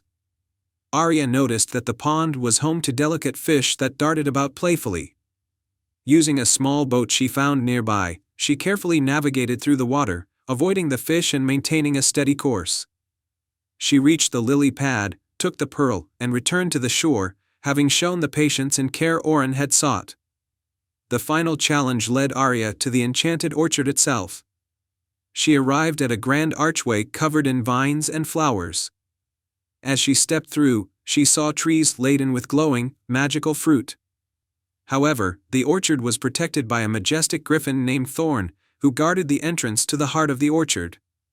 To take from the orchard, Thorn said, "You must demonstrate the true intent of your heart. To do so, you must answer this question. What is the greatest gift you can give, which cannot be bought or measured?" Arya thought deeply and responded, "The greatest gift is love and kindness, for it is not something that can be bought but is shared freely with others." Thorn nodded in approval, and with a majestic sweep of his wings, he allowed Arya to enter the heart of the orchard. There, she found a single, golden apple hanging from the highest branch of the oldest tree in the orchard. As she reached for the apple, the tree spoke in a gentle, rustling voice. "Pick this apple with a heart full of love and a wish for your village." Arya picked the apple and made a heartfelt wish for the blight to be lifted and for prosperity to return to Elder Tree. The apple glowed brightly, and a warm, golden light spread through the orchard. When Arya returned to her village, she found that the blight had vanished. The crops were lush and healthy, and the fields were green and vibrant once more. The villagers were overjoyed and celebrated Arya's bravery and selflessness. The enchanted orchard's magic had not only saved their crops but had also inspired a new sense of hope and unity within the village. Arya's adventure became a cherished story in Elder Tree, a reminder that true magic lies in the purity of one's heart and the kindness one shares with others. And so, the village of Elder Tree thrived, with Aria's courage and the orchard's magic bringing lasting joy and prosperity to the land. And they all lived happily ever after. Once upon a time, in a quaint village nestled between majestic mountains and a sparkling river, there was a legend of a mystical flower known as the moonflower. This rare flower bloomed only once every 100 years under the light of the full moon, and its petals were said to hold the power to reveal a hidden kingdom of wonder and magic. In this village lived a young girl named Aria, who was known for her curiosity and kind heart. Aria had always been fascinated by the stories of the moonflower and the hidden kingdom it was said to unveil. The villagers spoke of a time when their land was lush and bountiful, but now, it had grown dry and barren. Aria believed that finding the moonflower and the hidden kingdom could restore the land's magic and prosperity. One evening, as the full moon rose high in the sky, casting a silvery glow over the village, Aria set out on a quest to find the moonflower. Armed with a small lantern and a heart full of hope, she ventured into the forest where the flower was rumored to bloom. The first challenge, the glowing meadow. Aria's journey led her to a glowing meadow, where flowers shone with a soft, otherworldly light. In the center of the meadow stood a wise old tortoise with a shell that seemed to reflect the moonlight. To proceed through the glowing meadow, the tortoise said in a voice as slow and steady as time, "You must solve this riddle. I can fly without wings, I can cry without eyes, wherever I go, darkness flies. What am I?" Aria thought deeply and answered, "A cloud." The tortoise nodded in approval and pointed to a path that led out of the meadow. "Follow this path to reach the next challenge," the tortoise advised. The second challenge, the whispering stream. Aria followed the path and soon arrived at the whispering stream, a gentle stream where the water seemed to murmur secrets as it flowed. The stream was guarded by a graceful water nymph who danced on the surface of the water. To cross the whispering stream, the nymph said with a musical voice, "You must answer this question. The more you take, the more you leave behind." "What am I?" Aria pondered the question and replied, "Footsteps." The nymph's eyes sparkled with delight, and she waved her hand, creating a shimmering bridge of moonlight across the stream. Aria carefully crossed the stream, feeling more determined with each step. The third challenge, the hidden gate. On the other side of the stream, Aria found herself at the base of a tall, ancient oak tree with a large, ornate door carved into its trunk. The door was adorned with symbols of stars and moons. A gentle voice echoed from the door, "To open this gate and find the moonflower, you must reveal your true self. Share your deepest wish and prove that you seek it with sincerity." Aria took a deep breath and spoke with honesty, "My deepest wish is to find the moonflower and discover the hidden kingdom it reveals. I want to restore my village's land and bring back its magic and prosperity." The ancient door slowly creaked open, revealing a magical glade bathed in the light of the full moon. In the center of the glade was the moonflower, its petals glowing with an ethereal light. The revelation, the hidden kingdom. With the moonflower in her hands, Aria returned to her village. As she held the flower up to the moonlight, its magic began to spread, casting a radiant glow over the land. The once dry fields became lush and green, the river sparkled with renewed vitality, and the village was filled with a sense of wonder and joy. The hidden kingdom that the moonflower had revealed was not a place of grandeur but a reminder of the magic and beauty that had always existed in the land. The villagers celebrated Aria's bravery and the return of their land's prosperity. They learned that the true magic lay not just in the moonflower but in their own hearts and their connection to the world around them. The tale of Aria's quest and the moonflower became a cherished story in the village, a reminder of the power of hope, courage, and the enchantment that lies within the simplest of things. Under the light of the full moon and the blooming moonflower, the village thrived once more, forever grateful for the girl who had restored their magic and their land. Once upon a time, in a village nestled between rolling hills and endless forests, there was a great oak tree that stood at the heart of the woods. The tree was so old and towering that it was said to have witnessed the rise and fall of kingdoms. Its bark was thick and rough, and its leaves shimmered silver in the moonlight. The villagers called it the Enchanted Oak, for legend had it that the tree held magic within its roots, a magic that could grant a single wish every 100 years. In the village, there lived a young girl named and spent most of her days exploring the forest with her best friend, a small fox named Bramble. Lila had heard the stories about the enchanted oak all her life, and like every child in the village, she dreamed of one day finding the tree and making her wish. One day, Lila overheard her parents talking in hushed voices. Her mother had fallen ill, and no healer in the village knew how to cure her. The sickness was spreading through the land, and there was little hope. Lila's heart ached as she watched her mother grow weaker by the day. Desperate to help, Lila decided to find the enchanted oak. She had never ventured deep enough into the forest to see the ancient tree, but she believed in its magic. Early one morning, with Bramble by her side, Lila set off into the forest, following the whispered stories of the villagers that had been passed down through generations. The forest was darker and denser than she had ever imagined. The trees grew taller and closer together, and strange creatures skittered in the shadows.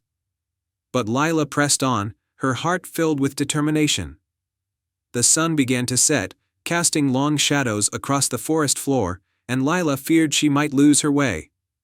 But just as she was about to turn back, a soft glow appeared in the distance, lighting a path through the trees. Lila followed the glow, and soon, she stood before the enchanted oak. It was more magnificent than she had ever dreamed. The tree's bark seemed to hum with energy, and its silver leaves rustled softly, though there was no wind. At the base of the tree, ancient symbols were carved into the roots, glowing faintly in the twilight. Lila approached the tree, her heart pounding. She had heard that the oak only granted wishes to those who were pure of heart, and she hoped she was worthy. As she placed her hand on the rough bark, the tree seemed to sigh, and a soft, gentle voice echoed in the air. "Why do you seek me, child?" Lila took a deep breath and spoke. "I wish to heal my mother. She is very ill, and no one knows how to help her. Please, enchanted oak, grant me the power to save her." The tree was silent for a moment, and then the voice spoke again. "Your wish is selfless, and your heart is true. But all magic comes with a price, little one. The magic of the forest is ancient and must be respected.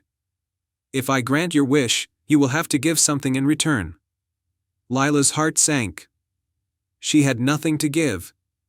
"What must I give?" she asked. The tree's leaves shimmered softly. "You must stay here, in the heart of the forest, and become its guardian. You will protect the magic of the woods and ensure that it is never misused." Lila hesitated. She loved the forest, but the thought of leaving her family, her village, and everything she knew behind was a heavy burden. Still, she knew she could not let her mother die. With a heavy heart, Lila nodded. "I will stay and protect the forest." The enchanted oak's branches swayed, and a soft light surrounded Lila. "Your sacrifice is noble. The magic will heal your mother, and she will live a long and healthy life. But from this day on, you will be the guardian of the forest. The trees, the animals, and the spirits of the woods will be under your care." Lila felt the magic of the tree flow through her, filling her with warmth and strength. She knew that she had made the right choice, even though it meant leaving her old life behind. The next morning, the villagers awoke to find the forest alive with a new energy. The sickness that had plagued the land began to disappear. And Lila's mother woke, healthy and strong. The villagers rejoiced, but Lila was nowhere to be found. Years passed, and the story of Lila's sacrifice became legend. Some said they saw her spirit wandering the forest, a guardian watching over the trees and creatures. Others claimed that if you ventured deep enough into the woods, you could still hear her laughter, carried on the wind like a song. And so, the enchanted oak remained, standing tall and proud at the heart of the forest, its magic protected by the brave girl who had given everything to save those she loved. The end. In a small, quaint village nestled at the edge of a mystical forest, lived a kind-hearted girl named Elara. Elara's life was simple but filled with joy as she spent her days helping her parents with their flower shop and playing with the woodland creatures. But Elara harbored a secret wish, to uncover the mysteries of the enchanted forest that loomed beyond the village. One crisp autumn evening, as the leaves danced with the wind, Elara's curiosity got the better of her. Armed with a warm cloak and a sturdy lantern, she ventured into the forest, where whispers of magic and mystery awaited. As Alara walked deeper into the forest, the trees seemed to sway in rhythm with her footsteps. The air was filled with the fragrance of pine and moss, and the path was illuminated by the soft glow of her lantern. Hours passed, and just as she began to wonder if she should turn back, she stumbled upon a hidden glade bathed in moonlight. In the center of the glade stood an ancient oak tree, its branches reaching towards the heavens like welcoming arms. At the base of the tree, Alara noticed an ornate, golden lantern embedded in the roots. Intrigued, she reached out and touched the lantern, which was adorned with intricate designs of stars and moons. As soon as her fingers brushed the lantern, it began to glow with a magical light. The ground trembled slightly, and the oak tree's bark shimmered with a silvery hue. To Alara's astonishment, the tree spoke in a gentle, ancient voice. "Brave and kind-hearted Alara," the oak said, "you have found the Lantern of Wishes. This lantern holds the power to grant a single wish, but it must be used with a pure heart." Alara's eyes widened with excitement and wonder. She thought long and hard about her wish. She could wish for riches or fame, but what she truly desired was something more meaningful. After a moment of contemplation, she said, "I wish for the forest to remain enchanted and protected, so that its magic and beauty can be shared with everyone."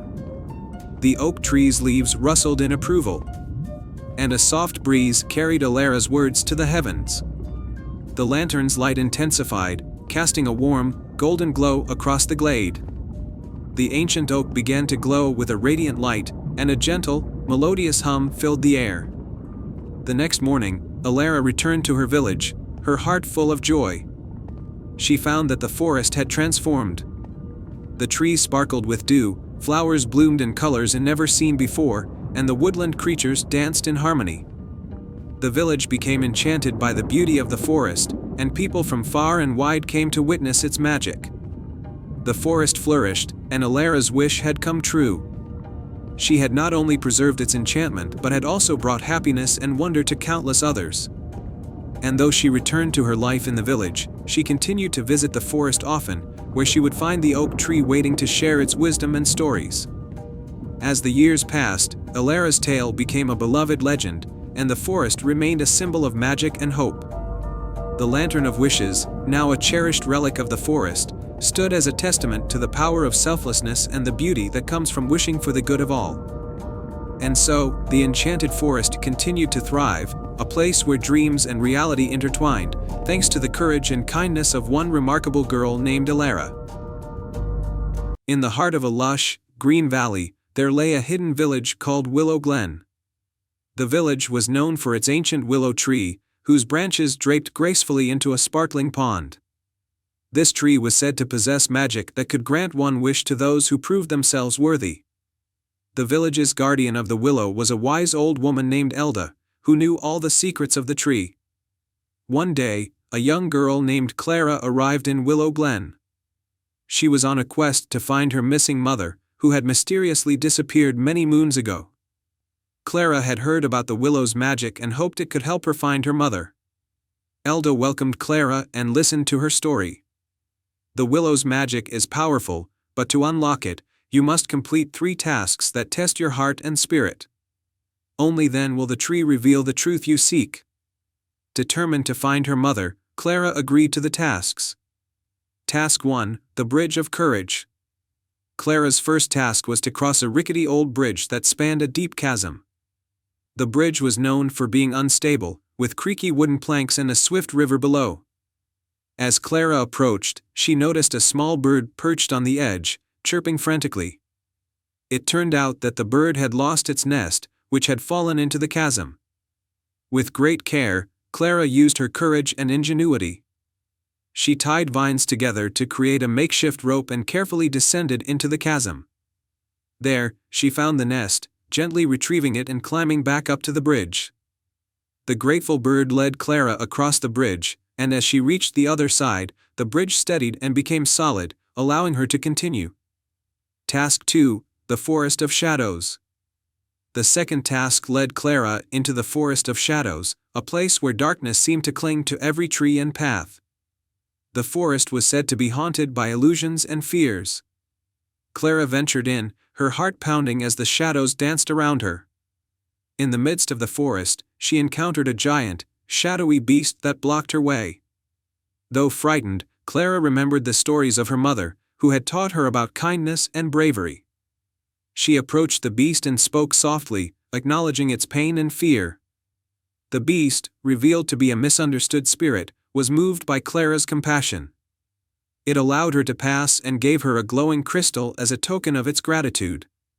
Task 3, the Lake of Truth. The final task was to seek the Lake of Truth, where Clara would find an answer to her quest. The lake was shrouded in mist, and its waters were still and mysterious. Clara approached the lake and gently placed the glowing crystal into the water. As the crystal touched the surface, the lake shimmered and a figure emerged, a vision of her mother, smiling warmly. Clara's heart soared with hope as her mother spoke through the mist. "I am safe, dear Clara. I chose to leave to protect you and our village from an ancient danger. The willow tree's magic has guided you here to find me, and now it is time for you to be brave and lead our people." The vision faded, and Clara felt a sense of peace and purpose. She returned to the village with the knowledge that her mother was safe and that she had been chosen to protect Willow Glen. Elda greeted Clara with pride and handed her a branch from the ancient willow tree. "You have completed the tasks with honor and bravery. The magic of the willow is now yours to protect and share." Clara embraced her new role, using the magic of the willow to bring prosperity and harmony to Willow Glen. The village flourished, and the ancient willow continued to stand tall, its magic a symbol of courage, love, and the strength found within. And so, Clara's journey became a cherished tale, passed down through generations, a reminder that even in the darkest times, bravery and kindness could light the way. Once upon a time, in a village tucked away at the edge of an ancient forest, there lived a kind-hearted girl named Elara. The village was known for its starry nights, as the sky above seemed to sparkle with countless stars, more than anywhere else in the world. The villagers believed that each star held a wish waiting to be granted. One crisp autumn evening, as the first frost began to touch the earth, Elara's grandmother fell ill. Despite the best efforts of the village healer, the old woman's condition worsened. The villagers were concerned, but none knew how to help. Elara, desperate to save her beloved grandmother, remembered the old village legend that spoke of a magical star that could grant a wish if captured before dawn. Determined to help her grandmother, Elara decided to seek out the magical star. As night fell, she wrapped herself in a warm cloak and set out into the forest, guided by the shimmering light of the stars. The forest was silent except for the gentle rustling of leaves and the distant hoot of an owl. Elara reached a small clearing where the stars seemed to shine even more brightly. She carefully set up a small, silver net, an old family heirloom said to capture the light of a star. As she waited, she noticed a star glowing more intensely than the rest, its light pulsing with a rhythmic brilliance. With hope in her heart, Elara reached for the glowing star with the silver net. Just as she was about to capture it, the star's light formed into a gentle, glowing figure. It was a radiant being with wings like delicate gossamer and eyes that sparkled like the night sky. "Greetings, Elara," the star being said with a voice like a soft breeze. "I am Astra, the star guardian. I see that you seek my help for a noble cause. Why do you wish to capture me?" Elara explained her grandmother's illness and how she needed the star's magic to heal her. Astra listened intently, her luminous form shimmering with empathy. "I can grant your wish," Astra said gently, "but you must first prove the purity of your heart. To do this, you must complete a quest. In the forest lies a hidden glade where a rare flower, the moon blossom, blooms only once every 100 years. This flower holds the power of renewal and healing. Find it, and your grandmother's wish will be granted." Elara thanked Astra and set off into the forest once more. The journey was fraught with challenges. She crossed a river of shimmering stardust by solving a riddle spoken by the river spirits. She navigated through a labyrinth of ancient trees by following the whispers of the wind. Finally, she arrived at the hidden glade just as the first light of dawn began to break. The glade was bathed in a soft, silvery glow, and in the center stood the moon blossom, its petals glowing with a radiant light. Elara approached the flower with reverence, gently picking it and cradling it in her hands. As she turned to leave, she noticed a small, golden veil at the base of the flower. She took it as well, knowing it might be part of the quest's completion. Returning to the village, Elara rushed to her grandmother's side.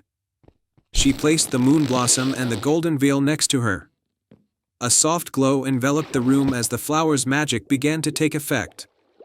The warmth of the light spread through the old woman, and her breathing grew steady and calm. By morning, Elara's grandmother awoke, her health restored by the magic of the moon blossom. The village rejoiced, and Elara's bravery and kindness became a cherished tale.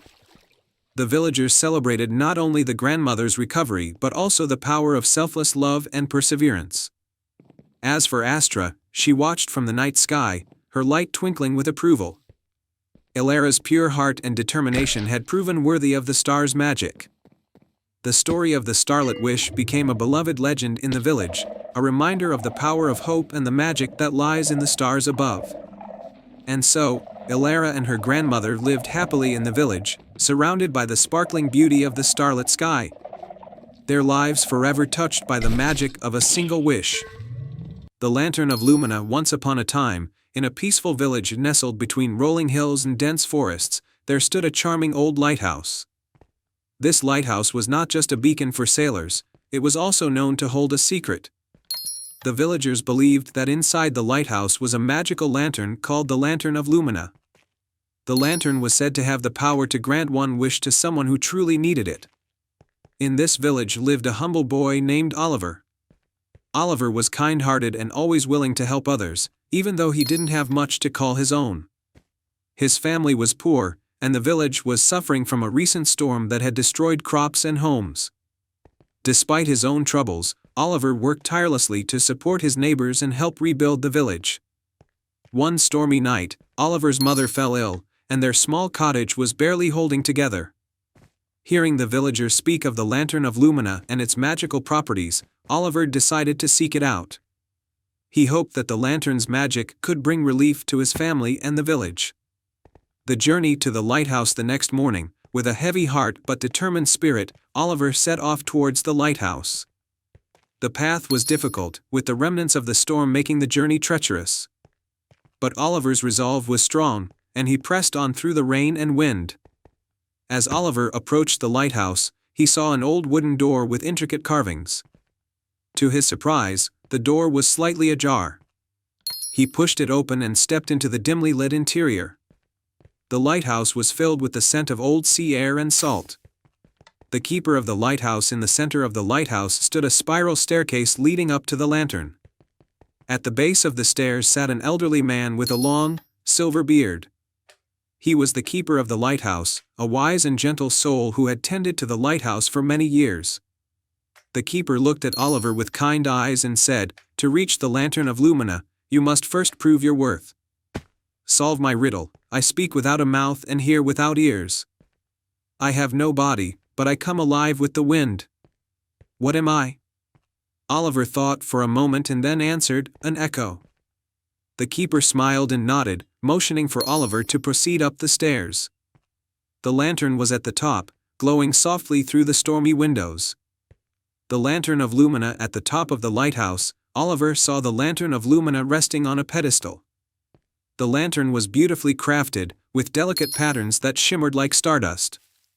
As Oliver approached, he could feel a warm, comforting glow emanating from it. A soft voice echoed from the lantern, "To grant your wish, you must speak from the heart. What you asked for must be for the benefit of others." Oliver took a deep breath and said, "I wish for my village to be restored, for the storm to be healed, and for my family and neighbors to find happiness and prosperity again." As Oliver spoke, the lantern's light grew brighter, and a gentle, golden glow filled the room. The light spread outwards, flowing through the stormy clouds and over the village. The return to the village. When Oliver returned to his village, he was greeted with a miraculous sight. The storm had cleared, and the village was bathed in golden sunlight. The homes were repaired, the fields were green, and there was food and clean water for everyone. The village was bustling with joy and laughter. Oliver's family was in good health, and the village celebrated with a grand feast to honor Oliver's bravery and kindness. The magic of the Lantern of Lumina had transformed their lives, and Oliver was hailed as a hero. The tale of Oliver and the Lantern of Lumina became a cherished story in the village, a reminder of the power of selflessness and the magic that can be found when one truly cares for others. And so, the village continued to thrive, forever blessed by the magic of the Lantern of Lumina and the heart of one extraordinary young boy. Once upon a time, in a lush and verdant land called Celestia, there was a small, charming village known as Glimmerbrook. The village was nestled between rolling hills and an expansive forest, and it was famed for its stunning night skies. Each evening, the villagers would gather to marvel at the celestial display, for their land was blessed with a sky full of stars that sparkled like diamonds. At the heart of Glimmerbrook lived a young boy named Finn. Finn was a dreamer with an adventurous spirit, always gazing up at the stars and imagining what lay beyond them. His greatest wish was to find out if there was a way to reach the stars and bring a piece of their magic back to his village. One clear night, while Finn was stargazing by the village's ancient oak tree, he noticed something unusual. A single star, brighter and more brilliant than the others, began to descend from the sky. It drifted gently down, landing softly in a meadow just outside the village. Finn's heart raced with excitement. He had to see what this mysterious star was. He hurried to the meadow, where he found not just a star, but a magnificent silver pendant that shimmered with a soft, ethereal light.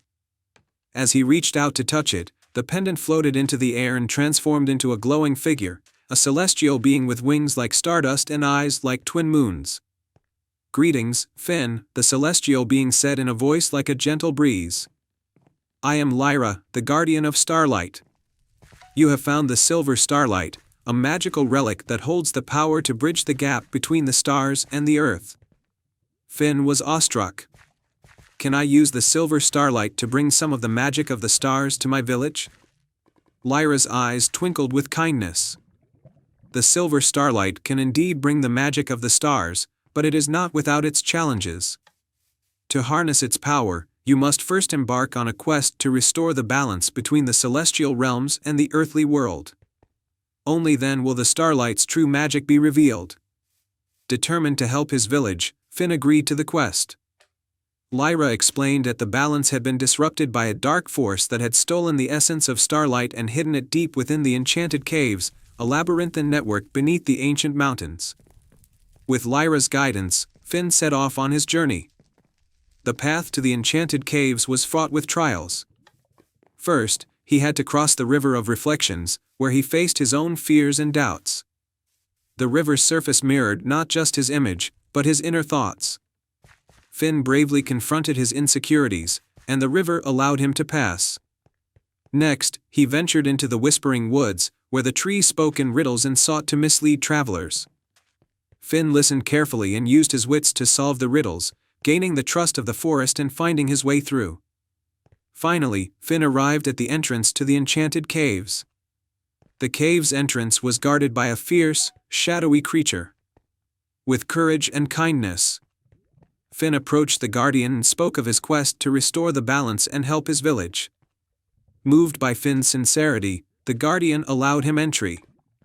Inside the caves, Finn discovered a cavern filled with swirling shadows. At the center of the cavern was a dark crystal that pulsed with an eerie glow. The essence of starlight was trapped within, and Finn knew he had to free it. Using the silver starlight, Finn carefully approached the dark crystal. As he held the pendant up, its light began to weave through the shadows, illuminating the cavern and dispelling the darkness. The dark crystal cracked and shattered, releasing the essence of starlight in a burst of dazzling light. With the balance restored, the cavern began to glow with a warm, celestial light. Finn gathered some of the starlight essence in a small vial given to him by Lyra. He made his way back to Glimmerbrook, where the villagers eagerly awaited his return. When Finn arrived, he held up the vial of starlight essence. The silver starlight's magic infused the village with a soft, enchanting glow. The night skies over Glimmerbrook were transformed into a breathtaking display of celestial beauty, even more brilliant than before. The village was filled with a sense of wonder and joy, and the stars seemed to shine just a little bit brighter. Lyra appeared once more to congratulate Finn. "You have completed your quest with bravery and a pure heart. The starlight will now bless your village with its magic." The villagers celebrated Finn's return with a grand festival under the starlit sky. They marveled at the new, magical display of stars and thanked Finn for bringing such beauty and wonder to their home. And so, in the land of Celestia, where the stars sparkled brightly and dreams soared high, Finn and the people of Glimmerbrook lived happily ever after, always guided by the light of the silver starlight. Once upon a time, in a peaceful valley surrounded by rolling hills and lush forests, there was a small village named Evergreen. Evergreen was famous for its majestic oak trees, which were said to be enchanted. Among them was the Grand Oak, the oldest and largest tree in the forest. Its golden acorns were the source of its magical powers, bringing prosperity and happiness to the village. In Evergreen lived a kind-hearted boy named Finn. Finn was known for his love of nature and his curious spirit. Every day, he would wander the forest, helping animals and tending to the plants. His greatest wish was to find one of the legendary golden acorns, which were said to bring great fortune to anyone who found them. One crisp autumn morning, Finn noticed that the Grand Oak's golden acorns were missing. Without the acorns, the tree's magic was fading, and the village's prosperity was in danger. Determined to help, Finn decided to set off on a quest to find the missing acorns and restore the Grand Oak's magic. Finn packed a small satchel with essentials, a flask of water, some bread, and a compass that had been passed down through his family. With his faithful dog, Bella, by his side, Finn ventured into the heart of the forest. As he journeyed deeper, he came across a curious sight, a shimmering, enchanted pond with crystal-clear water. Floating above the pond was a small, golden fish with sparkling scales. The fish introduced itself as Glimmer, the guardian of the enchanted pond. "Hello, Finn," Glimmer said with a gentle voice. "I see you are on a quest. The golden acorns you seek were stolen by a mischievous pixie named Puck. He lives in the hollow tree, deep in the forest." Finn thanked Glimmer for the information and continued his journey. Following the directions given by Glimmer, Finn and Bella reached the hollow tree, a massive, ancient tree with a hollow trunk that seemed to glow with a soft light. Inside the hollow tree, Finn encountered Puck, a small pixie with a cheeky grin and twinkling eyes. The golden acorns were scattered around him, and he seemed to be enjoying himself, playing with the magical acorns. "What are you doing with the acorns?" Finn asked. Puck looked up, surprised. "Oh, hello. I took them because I wanted to see if their magic could bring a bit of fun to my life. But I didn't realize it would cause problems for the village." Finn spoke with kindness and understanding. "The acorns are very important to the Grand Oak and the village. If you return them, the magic will be restored, and everyone will be happy." Puck's expression softened, and he nodded.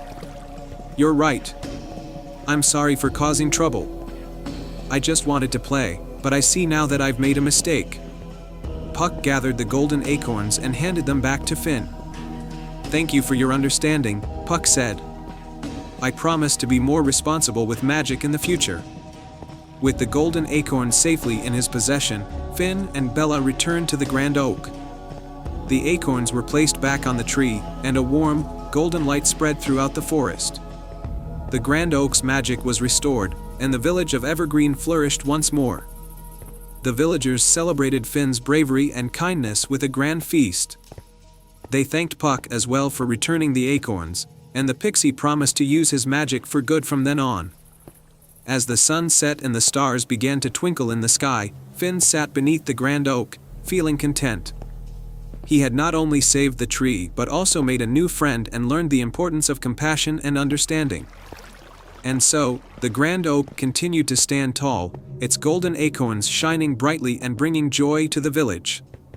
Finn's story became a cherished tale in Evergreen, reminding everyone of the magic that kindness and friendship can bring. And they all lived happily ever after. I hope you enjoyed this fairy tale.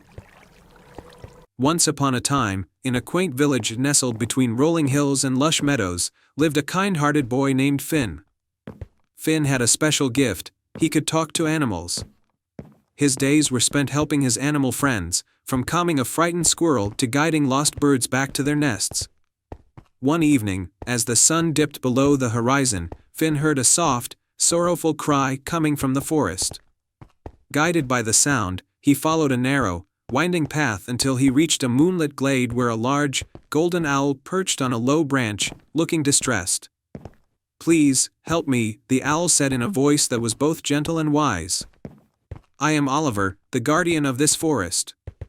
A terrible curse has been placed upon our land by a spiteful sorceress. The magic that protects our forest is fading, and if it vanishes completely, all the creatures will lose their home."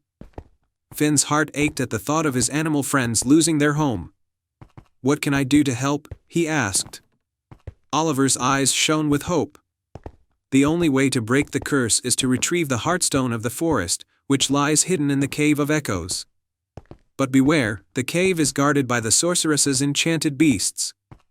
Only someone with a pure heart and brave spirit can succeed." Finn nodded resolutely.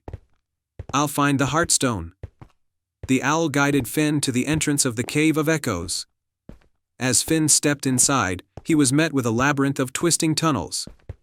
The walls glowed faintly with bioluminescent moss, and the air was filled with eerie whispers. Finn took a deep breath and began his journey, determined to overcome any challenge. As he ventured deeper into the cave, Finn encountered 3 magical beasts: a grumpy stone lion, a mischievous shadow fox, and a solemn water serpent. Each guardian posed a riddle that Finn needed to solve in order to proceed. The stone lion roared, "What has keys but cannot open locks?" Finn thought carefully and answered, "A piano." Impressed, the lion stepped aside, allowing Finn to continue. Next, the shadow fox asked, "What can you catch but not throw?" Finn smiled, "A cold." With a flicker of approval, the fox vanished into the shadows.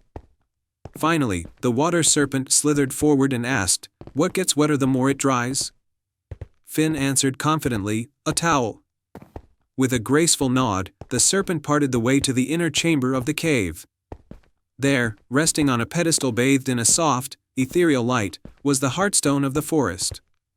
It was a radiant gem that pulsed with the heartbeat of the forest itself. Finn carefully picked up the Heartstone, feeling its warmth spread through his hands. As he turned to leave, the cave began to tremble, and the entrance was blocked by a swirling, dark mist.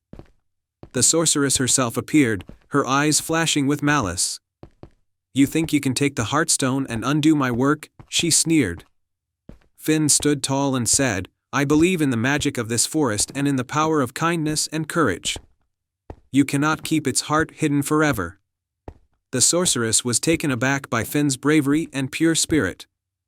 With a haughty laugh, she vanished into the mist, which cleared as she disappeared. Finn made his way back to the glade with the Heartstone. As he approached, the forest began to glow with renewed vibrancy. The trees sparkled with fresh leaves, and the animals emerged, their spirits lifted. Oliver the owl fluttered down and perched on Finn's shoulder. "You have saved our home, brave Finn. The forest will forever be grateful." The Heartstone was placed back in its rightful place, and the enchantment was restored. Finn was celebrated as a hero by all the creatures of the forest, and from that day on, he continued to help and protect his friends with even more dedication. And so, Finn lived happily, knowing that he had not only found courage within himself but also had safeguarded the magical world he loved so dearly. In a quiet, misty valley surrounded by towering mountains and ancient forests, there was a quaint village named Bramblewood. The village was known for its serene beauty and the mysterious fog that often enveloped it, giving it an ethereal quality. At the heart of the village was a cozy little shop owned by an old toymaker named Mr. Finch. His shop was filled with intricate toys and curiosities, but the most enchanting item was a beautifully crafted lantern that glowed with a soft, golden light. The lantern was said to have magical properties, though no one knew its true power. The village children were fascinated by it, and even the adults would occasionally gaze at it with a sense of wonder. One evening, As the village prepared for the harvest festival, a young girl named Lily wandered into Mr. Finch's shop. Lily was known for her boundless curiosity and kind heart. She had always been drawn to the lantern, and today, she felt an irresistible urge to learn more about it. "Mr. Finch," Lily said, her eyes wide with curiosity, "can you tell me about this lantern?" Mr. Finch, who had a twinkle in his eye, replied, "Ah, the enchanted lantern. It is a special piece, indeed. Legend has it that the lantern holds the power to reveal hidden truths and guide those who seek it with a pure heart. But its magic is not easily unlocked." Lily's eyes sparkled with excitement. "How can I unlock its magic?" Mr. Finch smiled gently. "To reveal its true power, you must embark on a quest. The lantern will guide you to 3 places in the valley where you will find clues. Only by solving the mysteries at each place will you unlock the lantern's magic."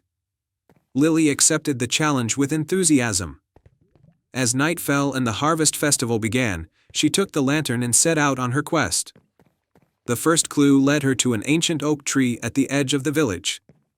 The tree was old and wise, its branches stretching out like arms welcoming visitors. Lily approached the tree and noticed a small, intricately carved wooden box nestled among the roots. Inside the box was a parchment with a riddle: "Where shadows dance and moonlight plays, find the song where the heart stays."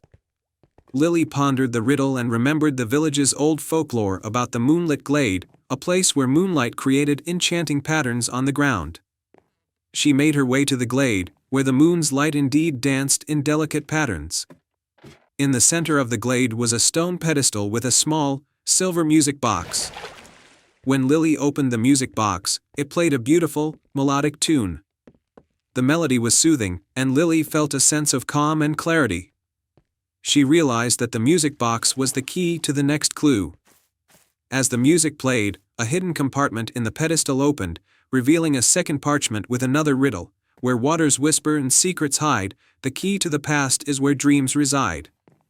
Lily followed the clue to the Whispering Pond, a serene and secluded spot in the forest where the water was said to carry secrets of the past. As she approached the pond, she heard faint whispers carried by the breeze. At the edge of the pond, Lily found a small, golden locket resting on a rock. Opening the locket, Lily discovered a third parchment with a final riddle: "Where stars converge and wishes are made, seek the light where the night's embrace fades." With the final clue in hand, Lily made her way to the highest point in the valley, known as the Starlight Ridge. Here, the night sky was at its most brilliant, and the stars seemed to touch the earth. As she gazed at the stars, she noticed a small, hidden cave illuminated by the gentle light of a single star. Inside the cave, Lily found a delicate, crystal-clear vial filled with sparkling stardust.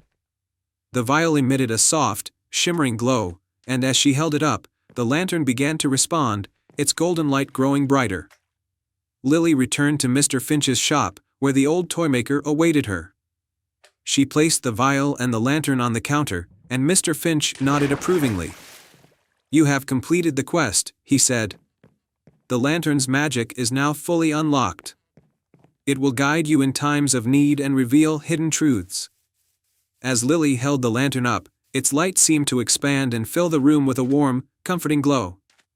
The lantern's golden light revealed a hidden compartment in the shop's wall, where a beautiful, ancient map was stored.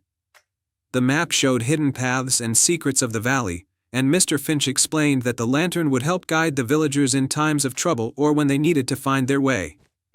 It was a symbol of hope and guidance, reminding them that light and truth could always be found, even in the darkest times. Lily's adventure became a cherished story in Bramblewood, and the enchanted lantern was celebrated as a symbol of the village's unity and resilience. The lantern continued to shine brightly, guiding and inspiring the villagers, and Lily became known as the girl who unlocked the magic of the lantern with her pure heart and unwavering curiosity. And so, the village of Bramblewood thrived, illuminated by the light of the enchanted lantern and the spirit of discovery that it inspired in all who beheld it.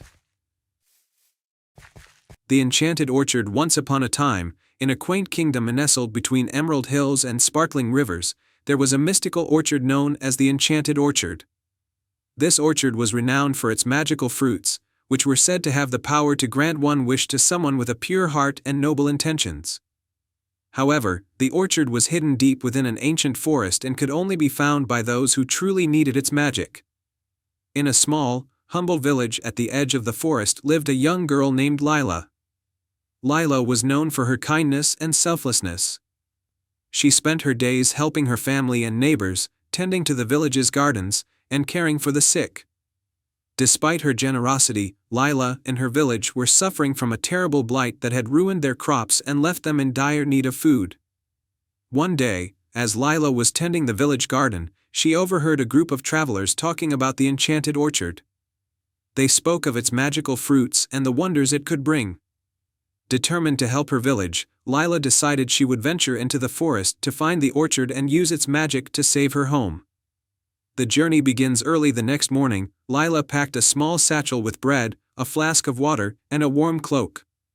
She set off into the ancient forest, guided only by the whispers of the wind and the stories she had heard. The forest was dense and mysterious, with towering trees and winding paths.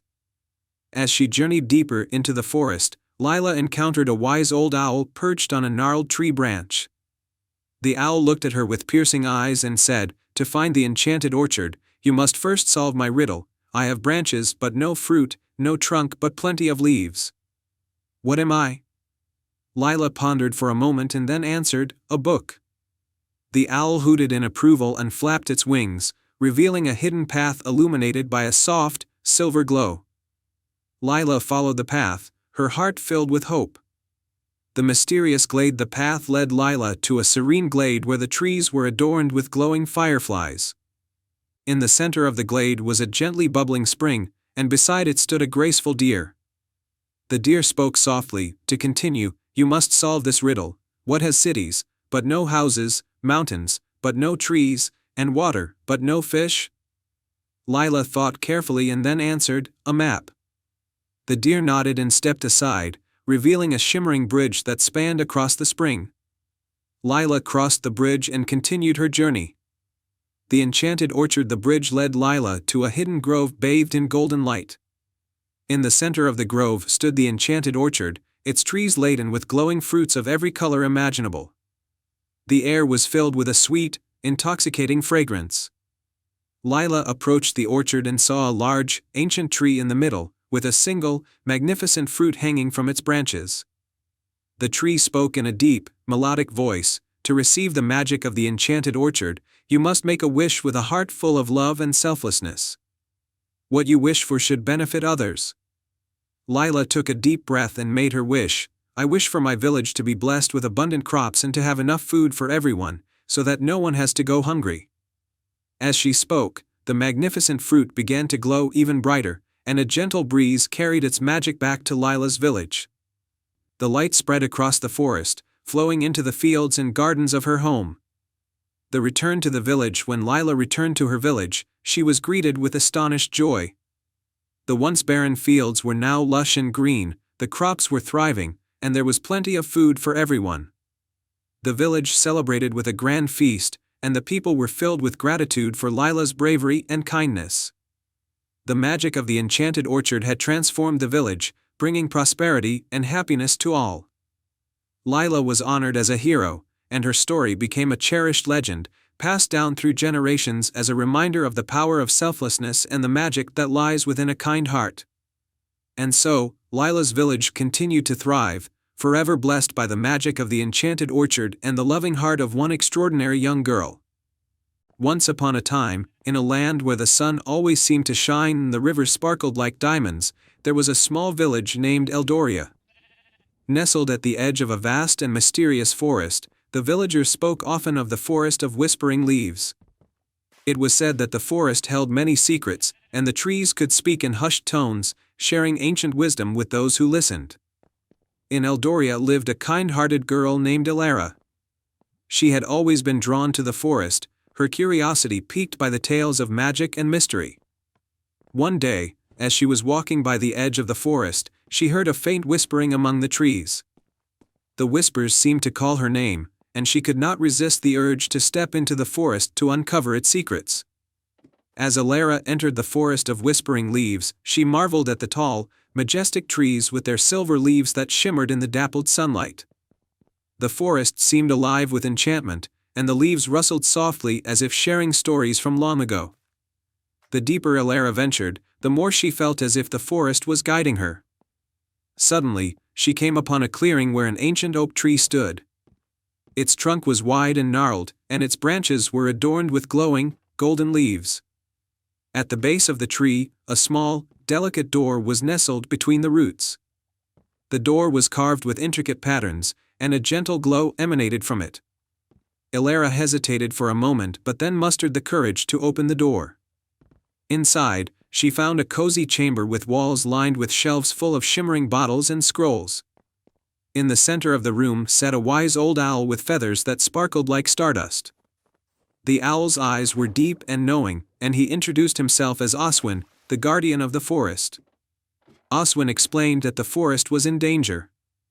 A powerful sorceress named Morgana had cast a spell to drain the forest of its magic, turning its vibrant life into a shadow of its former self. The forest needed someone pure of heart and brave of spirit to restore its magic by finding and reawakening 3 ancient artifacts hidden within the forest. Elara agreed to help Oswin, and he provided her with a magical map that would guide her on her quest. The map was adorned with glowing symbols that would reveal the path to each artifact. The first artifact, the Heartstone, was hidden in the Caves of Echoes. These caves were known for their haunting whispers and tricky illusions. Elara bravely entered the dark caves, relying on her intuition to navigate the twisting passages. She followed the sound of a faint, melodic tune and found the Heartstone nestled in a hidden chamber. The stone pulsed with a warm, soothing light, and Elara felt its magic begin to flow through her. The second artifact, the Moonlit Pendant, was located atop the Tower of Stars, which was guarded by a series of challenging puzzles. Elara climbed the tower, solving each puzzle with cleverness and patience. At the top, she found the Moonlit Pendant, a beautiful necklace that glowed with the soft light of the moon. Its light filled the tower with a calming glow, and Elara knew it was a powerful artifact. The final artifact, the Ember Flame, was hidden in the Enchanted Grove, a place where time seemed to stand still. The grove was filled with dancing fireflies and shimmering fire blossoms. Elara searched for the Ember Flame, which was said to be hidden within the heart of the grove. She followed a trail of glowing flowers and found the Ember Flame, a fiery gem that radiated warmth and strength. With all 3 artifacts in hand, Elara returned to the ancient oak tree and placed the Heartstone, Moonlit Pendant, and Ember Flame in their designated spots around the tree. As she did, a brilliant light burst forth, and the forest began to glow with renewed magic. The tree's leaves shimmered, the river sparkled, and the forest was alive once more. Morgana, the sorceress, appeared, her dark magic fading as the forest's enchantment returned. Elara's bravery and pure heart had undone the sorceress's spell, and Morgana was banished from the forest forever. Oswin thanked Elara and gifted her a small, silver leaf as a token of gratitude. "This leaf will always remind you of the magic within the forest of whispering leaves," he said. "And should you ever need guidance, the forest will be here for you." Elara returned to Eldoria, her heart filled with joy and her spirit enriched by the adventure. She shared her story with the villagers, and the tale of the forest of whispering leaves became a cherished legend in Eldoria. The forest continued to thrive, its whispers a gentle reminder of the bravery and kindness that had restored its magic. And so, Elara's legacy lived on, inspiring others to seek out the magic in their own hearts and to cherish the wonder of the world around them.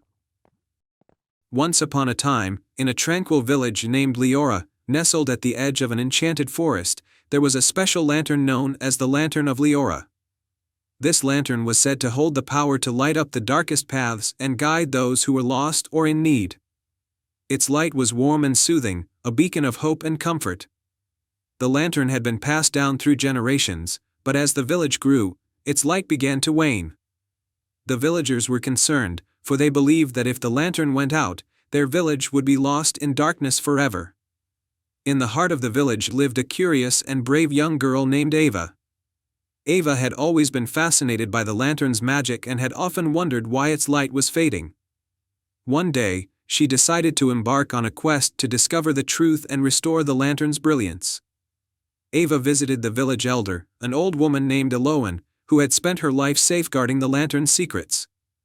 Eloan revealed that the lantern's light was fueled by 3 mystical gems: the Ember's Stone, the Moonstone, and the Starlight Gem. These gems had been lost over time, and their absence was the cause of the lantern's dimming light. To restore the lantern, Ava needed to find these 3 gems. Eloan handed Ava an ancient map and a small, magical compass that would guide her on her journey. With a determined heart, Ava set off towards the enchanted forest. The first destination on her map was the Cavern of Ember, where the Ember's Stone was said to be hidden. As Ava ventured into the cavern, she was met with intense heat and fiery obstacles. The cavern was guarded by a fierce, but wise fire serpent named Ignis. Ignis challenged Ava to prove her bravery. To do so, she had to navigate through a maze of flame and retrieve the Ember's Stone from a fiery altar. Using her quick thinking and courage, Ava carefully maneuvered through the flames, reaching the altar and claiming the Ember's Stone. Ignis, impressed by her bravery, allowed her to take the gem and blessed her with protection for her journey. Next, Ava followed the map to the Grove of Moonlight, where the Moonstone was hidden. The grove was a magical place bathed in soft, moonlit glow, and it was home to a wise old owl named Luna. Luna guarded the Moonstone and only revealed it to those who solved her riddle. Luna's riddle was, "I can be cracked, made, told, and played. What am I?" Ava pondered the riddle and realized the answer was a joke. Luna, delighted with Ava's cleverness, presented her with the Moonstone and wished her luck on her quest. The final destination was the Summit of Stars, where the Starlight Gem was said to be guarded by an ancient dragon named Astra. The summit was a steep and treacherous climb, but Ava persevered, reaching the dragon's lair at the top. Astra, though formidable, was wise and kind-hearted. She told Ava that the Starlight Gem could only be obtained by demonstrating selflessness. Astra explained that Ava needed to give up something dear to her in order to receive the gem. Ava thought of her beloved compass, which had guided her through her journey. With a heavy heart, she offered the compass to Astra.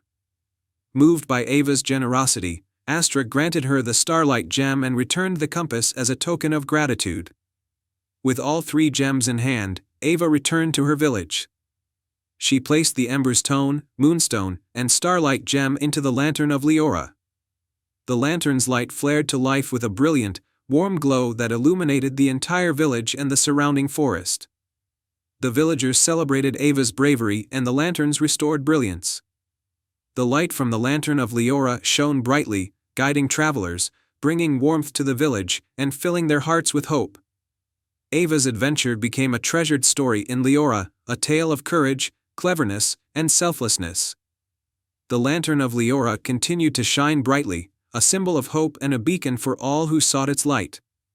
And so, the village of Leora thrived in the warm, magical glow of the lantern, ever grateful for the bravery of a young girl who had brought light back to their lives. Once upon a time, in the kingdom of Eldoria, there was a small village named Willowbrook. This village lay at the foot of a mystical mountain called Starfall Peak, which was said to be the dwelling place of the fabled Starry Crown. The Starry Crown was a magical artifact that could grant its bearer immense wisdom and prosperity. Many had tried to retrieve it, but none had succeeded.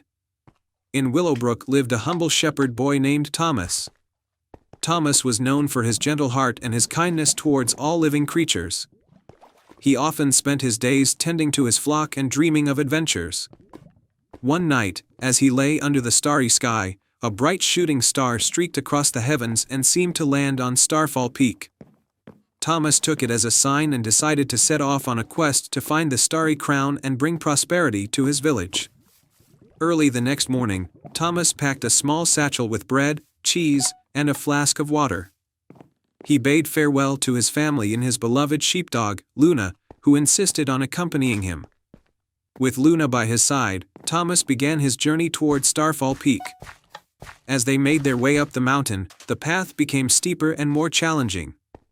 They soon came to a dense forest known as the Whispering Woods. The trees seemed to murmur secrets, and the air was thick with enchantment. Thomas and Luna pressed on, guided by the light of the moon. In the heart of the forest, they encountered a wise old owl named Athene. "Who dares to enter the Whispering Woods?"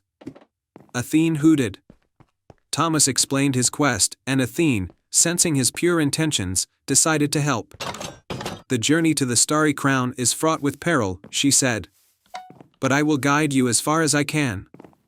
With Athene's guidance, Thomas and Luna continued through the forest. They faced their first challenge at the Crystal Cavern, where the path was blocked by shimmering, jagged crystals. Athene advised Thomas to listen to the song of the crystals to find the way through. Closing his eyes, Thomas heard a melodic hum and followed it, leading them safely through the cavern. Next, they reached the Silver Lake, whose water sparkled under the moonlight. The lake was home to a gentle water spirit named Seraphina. "To cross the lake, you must solve my riddle," Seraphina said. Her voice was soft and melodious as she asked, "What is it that you can keep after giving it to someone else?" Thomas pondered the riddle for a moment and then replied, "A promise." "Correct," Seraphina said with a smile. She created a bridge of light across the lake, allowing them to pass. As they continued their ascent, they came upon the final challenge, the guardian of Starfall Peak, a magnificent dragon named Draken. His scales shimmered like the night sky, and his eyes glowed with ancient wisdom. "Why do you seek the Starry Crown?" Draken asked, his voice rumbling like distant thunder. Thomas, with Luna by his side, spoke of his village and his desire to bring wisdom and prosperity to his people. Draken listened intently and then nodded. "To prove your worth, you must face your greatest fear." A swirling mist enveloped Thomas, revealing his deepest fear, losing his loved ones and failing his village. But Luna's steadfast presence gave him courage. He stood tall and declared, "I will not be afraid, for my heart is filled with love and hope."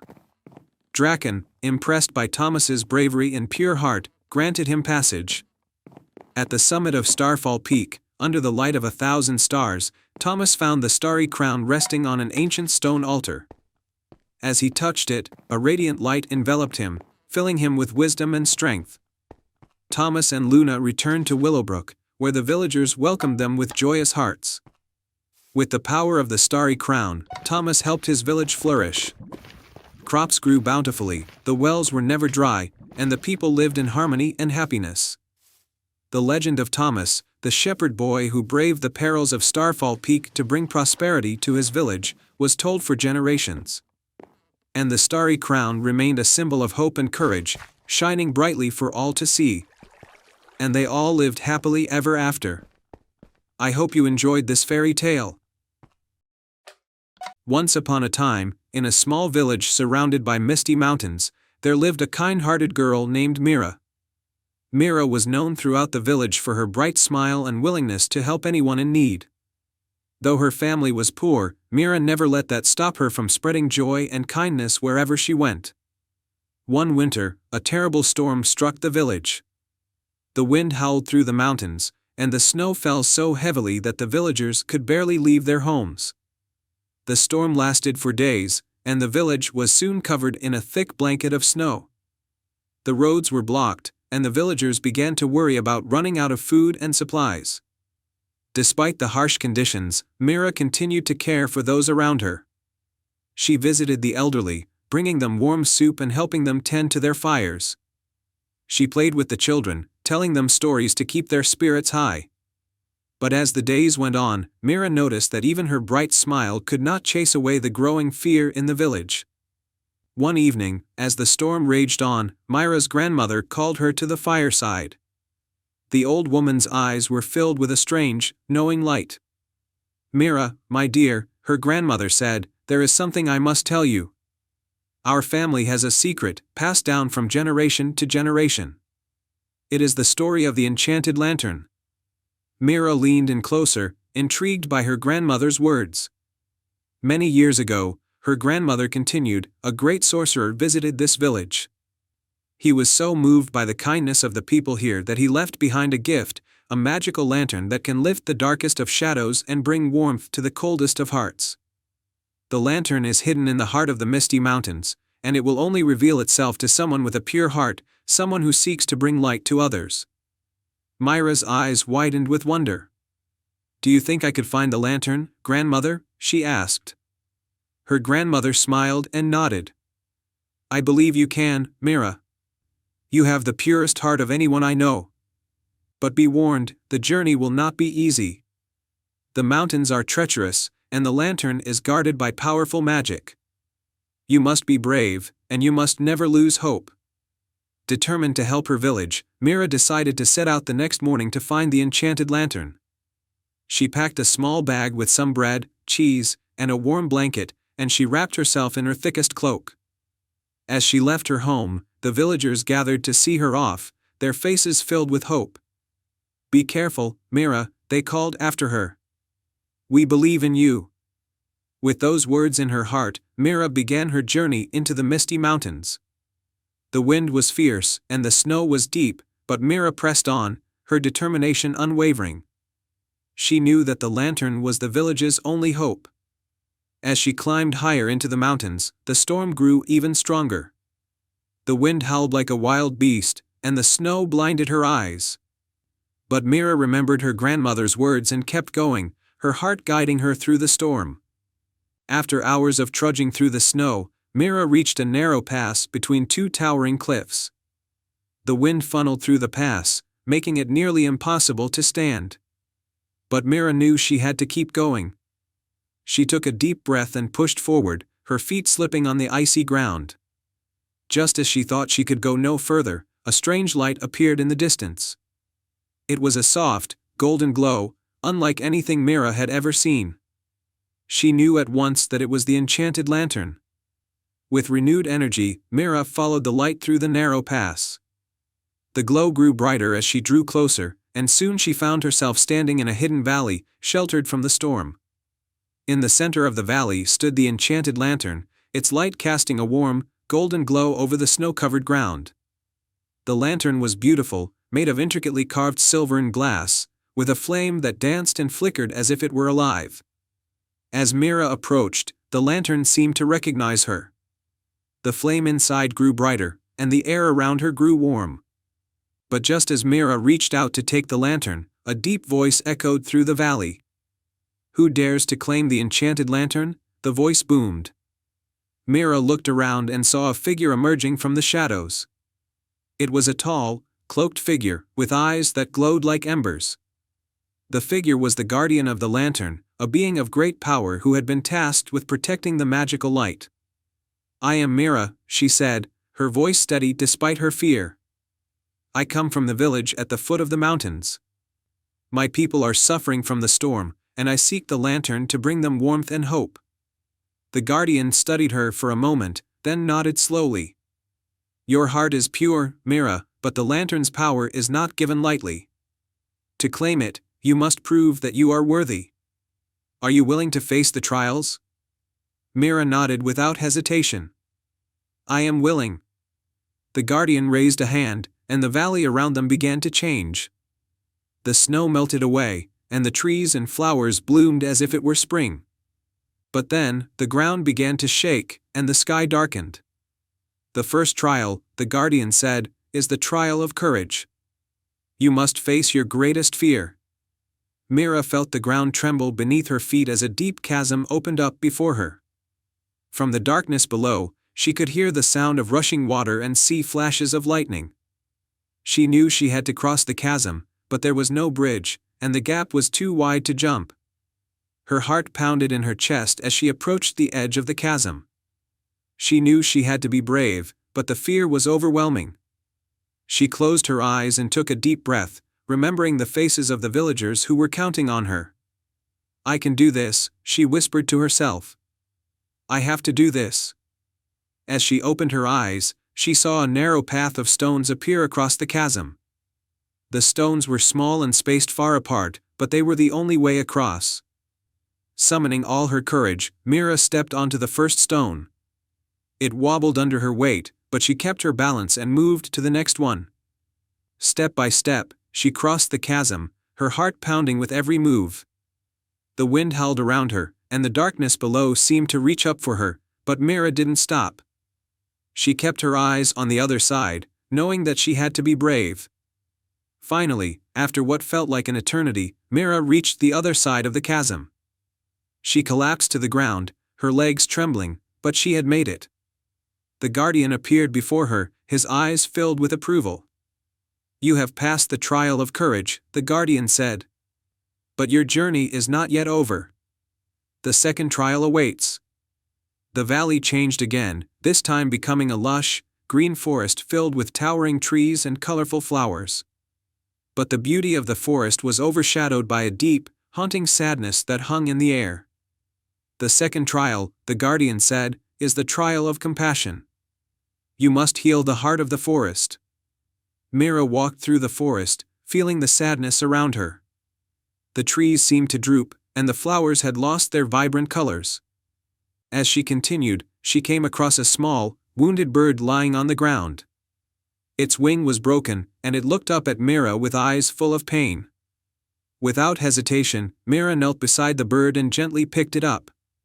She cradled it in her hands, whispering soothing words as she tore a strip of cloth from her cloak to bandage its wing. The bird chirped softly as Mira worked, and she felt a warmth spread through her heart. As she tended to the bird, the sadness in the forest began to lift. The trees stood taller, and the flowers regained their color. By the time Mira finished bandaging the bird's wing, the forest was alive with light and warmth. The guardian appeared once more, his expression softer now. "You have passed the trial of compassion," he said. "You have healed the heart of the forest, and in doing so, you have shown that you possess the kindness and empathy needed to wield the lantern's power." Mira smiled, feeling a sense of peace wash over her. She knew that the final trial awaited, but she felt ready. The valley changed one last time, becoming a vast, starry night sky. The stars twinkled brightly, but there was no ground beneath Mira's feet. "The final trial," the guardian said, "is the trial of wisdom. You must find your way through the stars to reach the lantern." Mira looked around, feeling a bit lost. The stars were beautiful, but they offered no clear path. She closed her eyes and took a deep breath, thinking about everything she had learned on her journey. She remembered her grandmother's words, the courage she had shown, and the compassion she had shared. As she opened her eyes, she realized that the stars were not just random lights in the sky, they formed constellations, each one telling a story. Mira recognized the stories from the tales her grandmother had told her, and she began to follow them. Step by step, she made her way through the stars, guided by the wisdom of the stories. The constellations lit her path, leading her closer and closer to the lantern. Finally, after what felt like a long, yet swift journey, Mira reached the center of the sky, where the enchanted lantern floated, glowing brighter than ever. The guardian appeared before her, his eyes filled with pride. "You have passed the trial of wisdom," he said. "You have shown that you possess not only courage and compassion, but also the wisdom to guide others. The enchanted lantern is yours, Mira." Mira reached out and took the lantern, feeling its warmth spread through her body. The lantern's light was soft and golden, filling her with a sense of peace and hope. With the lantern in hand, Mira made her way back to the village. The storm had passed, and the villagers gathered around her, their faces filled with awe as they saw the lantern's light. Mira held the lantern high, and its light spread throughout the village, melting the snow and warming the hearts of everyone who saw it. The villagers cheered, their fear and sadness replaced with joy and hope. From that day on, the enchanted lantern became a symbol of hope for the village. Mira was hailed as a hero, but she remained humble, always remembering the lessons she had learned on her journey. She knew that true strength came from within and that the greatest power of all was the ability to spread light to others.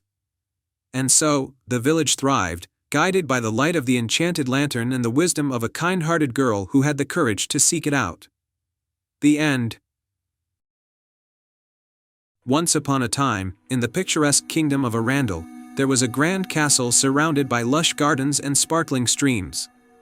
In this kingdom, music was cherished above all else, for it was believed that the melodies played by the royal musicians held the power to influence the world around them. The kingdom's most treasured artifact was a magical harp known as the Enchanted Melody. It was said that whoever played the harp with a pure heart and noble intentions could bring about incredible changes. The harp had been safeguarded in the castle's music chamber for generations, and only those deemed worthy were allowed to touch it. In the heart of Arundel lived a humble young girl named Elara. Elara was known for her exceptional talent with the flute. Her melodies were so enchanting that they could make flowers bloom and calm restless animals. Despite her talent, Elara was modest and always used her music to help those in need. One day, a terrible drought struck Arundel, causing the once vibrant fields to turn brown and the rivers to dry up. The kingdom's people were in despair, and the king, desperate to save his land, called upon the court musicians for help. But even their most beautiful music could not bring relief.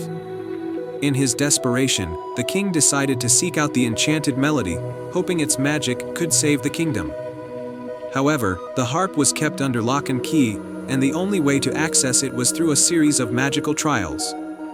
The king announced a challenge. Whoever could prove themselves worthy through these trials would earn the right to play the harp and restore the kingdom.